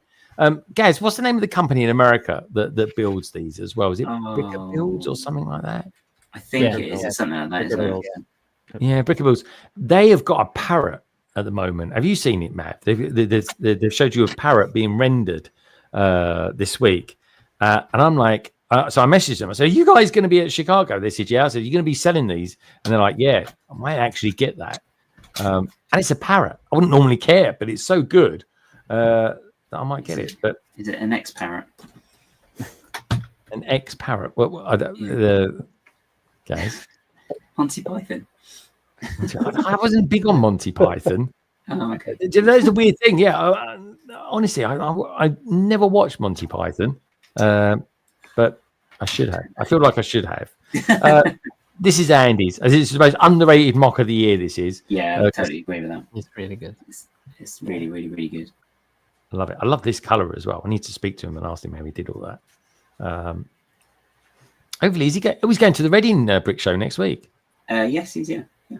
That's good stuff. That'd be good to see. Tech's going to be there as well. Sam will no doubt be there as well. Mm-hmm. Minark must be going. I mean, it's on his doorstep. We got Big Figs here. Harry Potter. Can't wait to get that. Going to be getting that later on in the year. We got the upscaled fig. And we got this thing that no one asked for, but we got it because Lego demanded that we got it in a nutshell. And Danny, we've got Nicole. And I think Nicole, because the colours match, she's making her own sig fig up out of it. I think Tech might be doing something similar, actually. But very cool idea, nonetheless. I really think it's cool. There's Madlib's picture of Andy's excellent mock. Like I say, I want to keep showing it off because it is really, really cool. It's kind of cyberpunk about it. We've got this one here as well. It's just got a kind of touch of... I think I would like to do that. If I did build some castle sets, I'm liking the reference for Masters of the Universe. Ian, did you used to watch Masters of the Universe as a kid? Yeah, I was probably a little bit old for it, but I am very, very aware of it. It was very sort of popular at the time, wasn't it? I never collected the figures or anything like that. I was too much into my Lego to buy sort of action figures or anything like that. But yeah, I remember it very well. Andy, honestly, it's really, really cool, my friend. It really is. There we go. It's a couple more pictures from Reading. And I had to throw this one in there as well because we've got Chopper. So I mean, this is the only reason I know we got this green leg is because that green part of his leg is missing from. Yeah, someone in the chat said it's because it's based on the live action version rather than the animated version. Oh, in that case, then it's right, I guess. Yeah, I'd love the cartoon. I was so into it. I was into the cartoon years. Like I used to personally prefer Rebels to the Clone Wars. What was it? Because it wasn't Disney Plus, was it? It was called something else before. It was Disney Plus. NXT or something like that. Oh, yeah, NX, Kids NX. You're saying the DVD box. It was like a sort of a part of a channel, wasn't it? And then it became sort of a bit more Disney-fied, almost like Nickelodeon. It was like a Nickelodeon section, wasn't it? That they gave over to Disney. Lego Store Birmingham. Yep. And then we got this geezer here. Who's this meant to be? It's just a little figure made up today when I went into town. I really like that face. That face is in the most recent BAM. So I really like that face. Yeah, obviously this is the reference to the Shire. No admittance except on party business. The torsos, I think they're available until the 22nd. So only a few more days, the end of Easter. Yeah, so if you want to get that torso printed, you got to get it pretty sharpish. Yeah, they also had another one which was 111th birthday. And then on the back it said BB for Bilbo Baggins. So yeah. That's really good. Did you enjoy going to the BAM and building your figures? Yeah. I love minifigs. Like I did the minifigure madness on Monday on my stream where we unveiled the Series 27. Did the boxing with the quiz. Yeah, doing all sorts of stuff with that as well. Quizzes and that. I was getting quite into it. It's so much fun. I love these figs. Like I will continue to get the CMFs every season now. And I will continue to do the quiz show. Oh, it's a slippery slope. It's a slippery slope. They are good. No, they are good. The weird thing is, though, I saw on one site they were selling the Wolf Pack figure at 20 quid. And then equally, they were selling the whole of the series, 27, I think it is, for £50. And I was like, you'd be mad not to buy the whole lot. But anyway, talking of upscaled figures that Gaz was earlier on, with his mock the week. This is Pink Will's his latest mock that she's working on at the moment. Ooh. This is very cool, isn't it? That's really pretty. Yeah. Look at the colours. There's sleeves in there as well. Yeah. Great job. She's got skills, Meredith. She really has. Mav, are you into mocking? I know Ian's probably less so, but do you ever do a bit of mocking yourself? I do. A little bit, or my attempt at it. That's good. That's good. It's more than what I have done, anyway. Basically, it's more of the mocks for like city building. Like, I didn't get a chance to get the Lego store from the Bricklink, so I kind of made my own Lego store for the city. So. Yeah, I got a couple of those. As soon as I saw that, I was like, that is going to be a legendary Bricklink designer program set. That one. I will build it one day. It's a good set, but yeah, at least with that, with the Bricklink designer program stuff, you can kind of brick them out. Guys, what are we looking at? This program, the masked vigilante known as Daredevil, it finished this week. Yes. What have you got here? Is this the one from Fire Toys? Yeah. So the Daredevil's the one from Firestar. And then Kingpin, I picked that one up actually in Bricktastic. So I just quite like the fact that he's actually a big fig, but not a big fig at the same time, which is quite cool. And actually, I really need that torso for something else, but I need it in tan. I saw it today. I was looking at I think it's £26, isn't it, from Fire Toys? That one, yeah. He's Daredevil. They can't call it Daredevil through licensing purposes, folks. I think it's just called the Red Vigilante or something like that. I'll tell you straight away. You're not the Man Without Fear or something. No, that might be IP. I know they might have IP that already. But I will say, Gaz, the Blind Vigilante, they've called him. The Blind Vigilante. Gaz, is the mask as good as what it looks like online? Because the mask looks really good. Yeah, it's Yeah, it says. It won't focus. My camera doesn't focus. But yeah, it's just. I mean, it's just one piece there. But it has actually got all like the detail is lined with black as well, which you probably saw in the picture better than this one. But the other thing as well is his two sticks actually do fit together. So if I take that one off, you can actually do this little break because that's mine. And then you can do that, and it then just becomes one. So it's really cool. Good, yeah. I did want a Daredevil with an actual cowl piece rather than just printed on because I don't. Yeah, no, I think it looks really good. I'm thinking about getting it, to be honest, for £26. Krypto says he was eyeing that this week as well. Krypto, are you going to Brickworld Chicago? Because if you wanted me to, I could buy it and it will save you on postage that way because it probably costs a lot more money to post it over to the United States. But yeah, let me know. Let me know, Krypto. It is really, really cool. Like so much so, I mean, I never normally buy custom stuff. But I have bought a few more recently.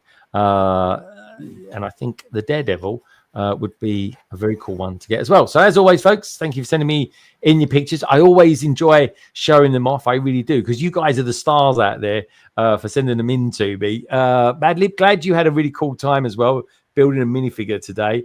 And everybody, you can send them to me any time of the day, any time of the week at either londonbridgebricks@gmail.com, or of course you can simply DM me over on Instagram. And with that in mind, that was this week's Lego picture.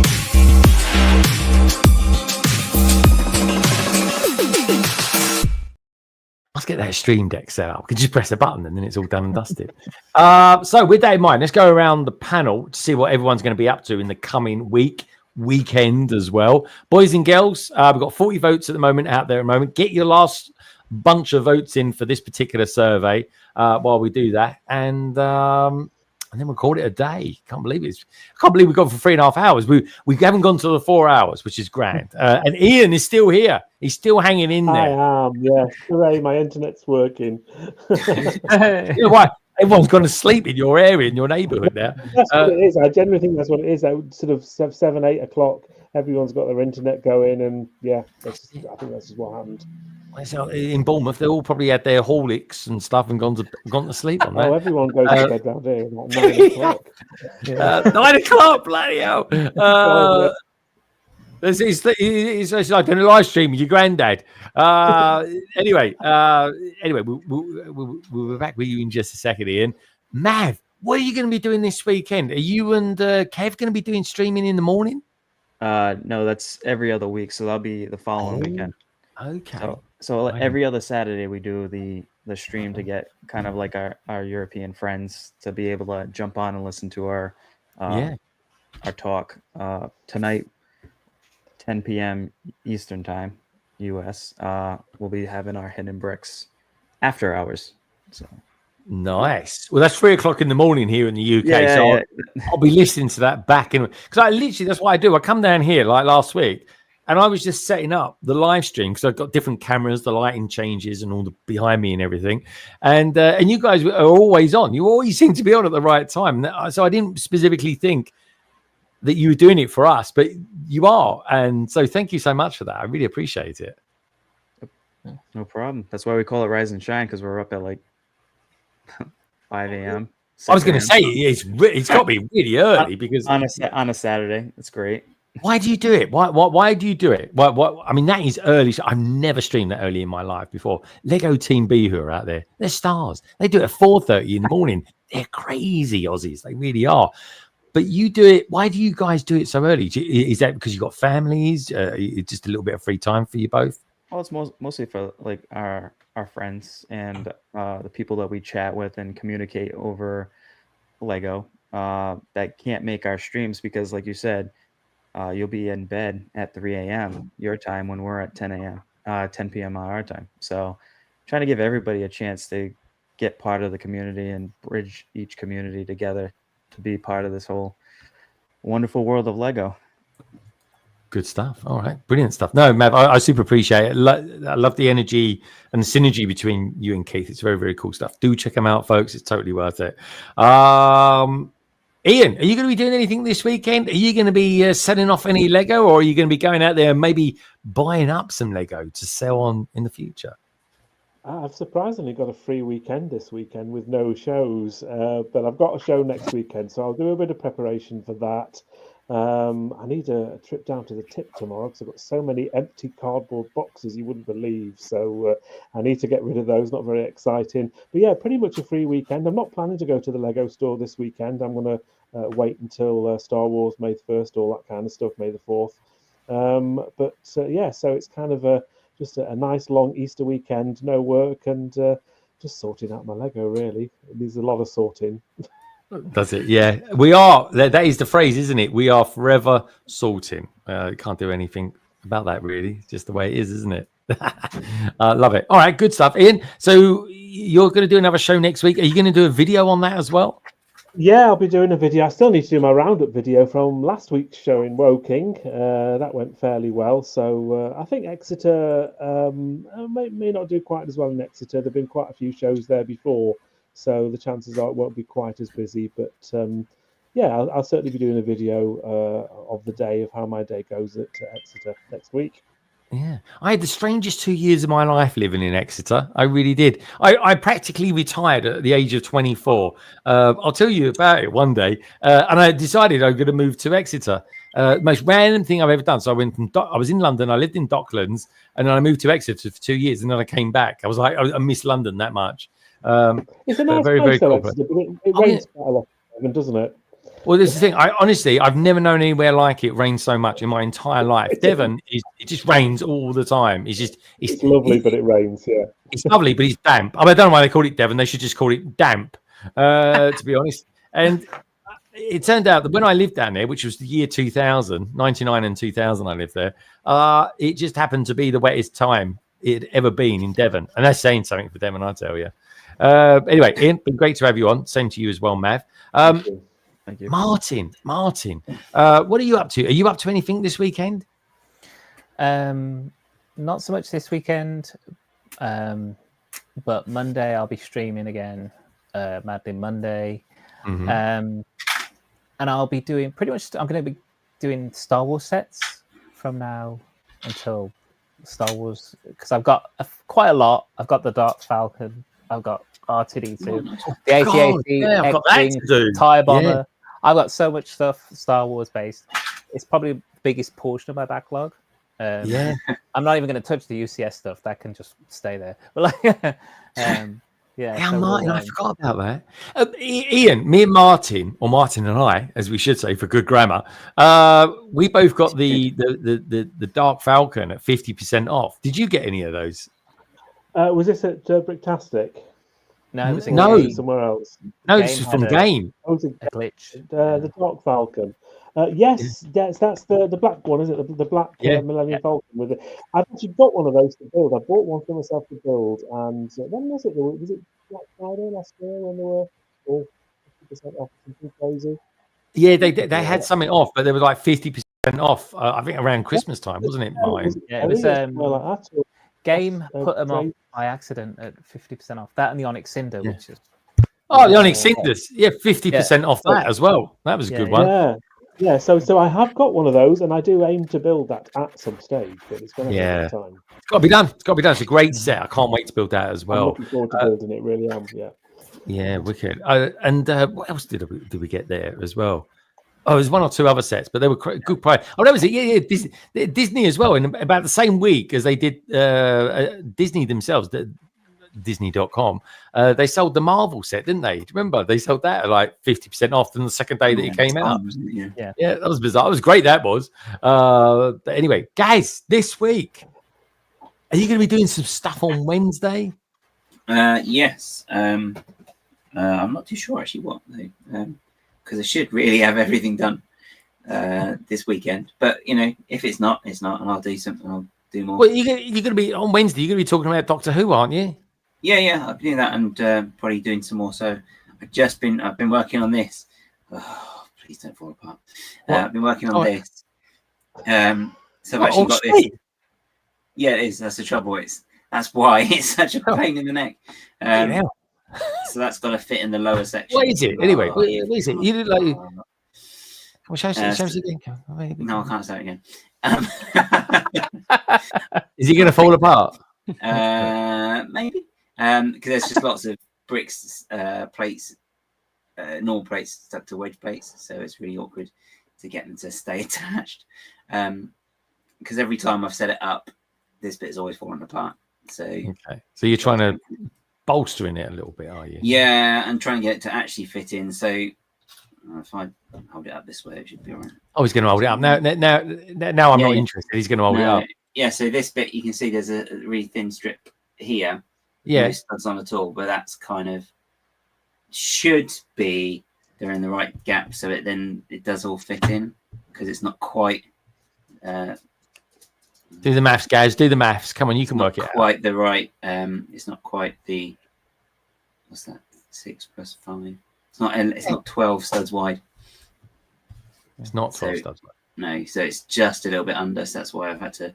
I can see. Can everyone see the internal battle Gaz is having with himself whilst he's building this? Yeah, it's fun. Are you going to be what are you going to be talking about on Wednesday then, Gaz? I will be talking Doctor if anyone's watched it because they didn't watch it last week, so no one did their homework. So they all have to see me after class, I'm afraid. I will be talking about that because it's kind of channel. But I'll be doing some Lego bits at the same time as well, just to keep me busy and talking Lego because I'm sure there'll be something else. We'll find out Lego wise. Yeah, what reveals will there be this weekend? What extra stuff will we get from Star Wars celebrations out in Japan as well? We'll wake up tomorrow to them. This is going to be exciting. I know it's quite a lot of my American friends were up early this morning as well, catching it all. But time-wise, it works out quite nice for us, doesn't it? We wake up and Japan comes online, so it's great for us. Yeah. But anyway, guys, look forward to Wednesday anyway. I love watching you stream. You too as well, Martin, on Monday. Mav for the weekend as well. Give my love to Keith as well, my friend. It's been great having you on. Ian, been great having you on as well. And having a bit of a kind of unscheduled, kind of slightly unorthodox tour of your lounge as well, actually. Not very with my blinds up, but that's as best you're going to get them at the moment at short notice. So there we go. Outside there, folks, outside of those blinds is a place called Bournemouth. There are, and 97.8% of the population of Bournemouth right now, they're asleep. They really are. 50% of them have probably got their teeth beside their bedside cabinet or something like that. But anyway, they really have. As always, guys, thanks for being on. You too, Martin. Martin, well done as well. We got Soapboxastic to over 800 followers on that, which is jolly exciting. I'm just going to end the poll now, folks. If anyone wants to get their last votes in, please do. We're on 46. Come on, we can get to 50. Let's do the 50 thing. Let's do it. Ian, thanks for being on as always. Mav, great to have you on. I'm going to end the poll now. Basically, what's your favorite Lego build droid? Was that even English, what I just said? What is your favorite Lego built droid? Let's try and say it properly, shall we? In top place, RTD2. Good Chopper impression, guys. Where did Chopper actually came? He came second with 26%. BB-8, well, blimey, surprisingly third, BB-8. And then C-3PO. Poor old C-3PO. AKA, guys, came fourth with 15%. What can I say? Everybody, thank you so much for voting on that. And, of course, the early one as well. We're gonna get the... So Connor's telling me about a few other bits that we're going to get revealed. There's a lot of new Star Wars coming, folks. There really is. Might even be some Star Trek coming as well. Who knows? Oh, look, Madlib's actually finished the set. There we go. Show us. This is the actually current only Andor set that's available, isn't it? Yeah, this is the Assault on Ferrix set. It's really nice little build. It's a really nice little ship. Solid. It's a brilliant ship, my friend. It looks like a face. Look at the face. Pull the towel down at the back. It looks like a face. Oh, pull his ears down. Yeah, open it up. Open the hatch. There we go. Oh my god! It's like what they did with the Iron Man face, isn't it? Yeah, it's a Gurner. I bet it's the same bloody designer as well. Yeah. You got the little speeder as well. Yeah. It's a really good set. Yeah, it's really the problem. cool. The problem with that set, a bit like the Kylo Ren set and the X-Jet, is that they're just expensive. It was over expensive, and it only very rarely did that particular Andor set actually discount. And I tell you what, folks, here's the thing for you. We're going to look at this next week. We just haven't got time this week. We've got a live to get to, honestly. Is I actually think the X-Jet is pretty good value in comparison to this Kylo Ren shuttle that we're getting. Check it out, folks. Honestly, that Kylo Ren set, how bloody expensive is that? About 360 parts for like $70 or $80. It's ridiculous. Anyway, on that crazy bombshell, like I said before, guys, great to see you. Martin, great to see you. Ian, lovely to see you. Mav, great to see you as well. Thank you to all you pods out there as well. Brick pods, we'll see you next week as well. I just want to say thank you as well for Krypto for sending in the PMQ this week. That was really, really cool. And thank you as well to Andrew, PNG Bricks, and Trevor's videos for the super chats this week, folks. But of course, as always, it's you boys and girls out there that are the star of the show. That is, of course, the likes of Hoy H Toys. He's pretty new around this. So it was great to have you here as well. So thank you as well, Ian and Matt, for bringing in some of your followers as well to tonight's stream. I super appreciate that. Of course, the Brick Mods were out there tonight as well. We've got GodX C23, Mayo, Lego Team B. You guys are bloody legends. You really are. Minart KO. Kate was out there as well from Australia. Steph Waffles was out there. Little Fizz Gig. Slam BKM as always. Paul F. Great to see you out there as well, my friend. Calls Polar Bricks as well. Lady McBrick, who I'll be streaming with tomorrow, folks.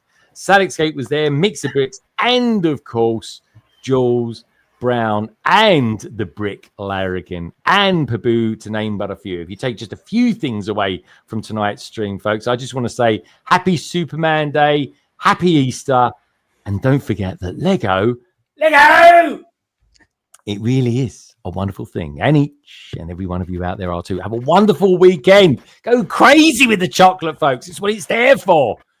And enjoy your Lego building. Take care, and I'll see you tomorrow in Ninjago City. Cheerio.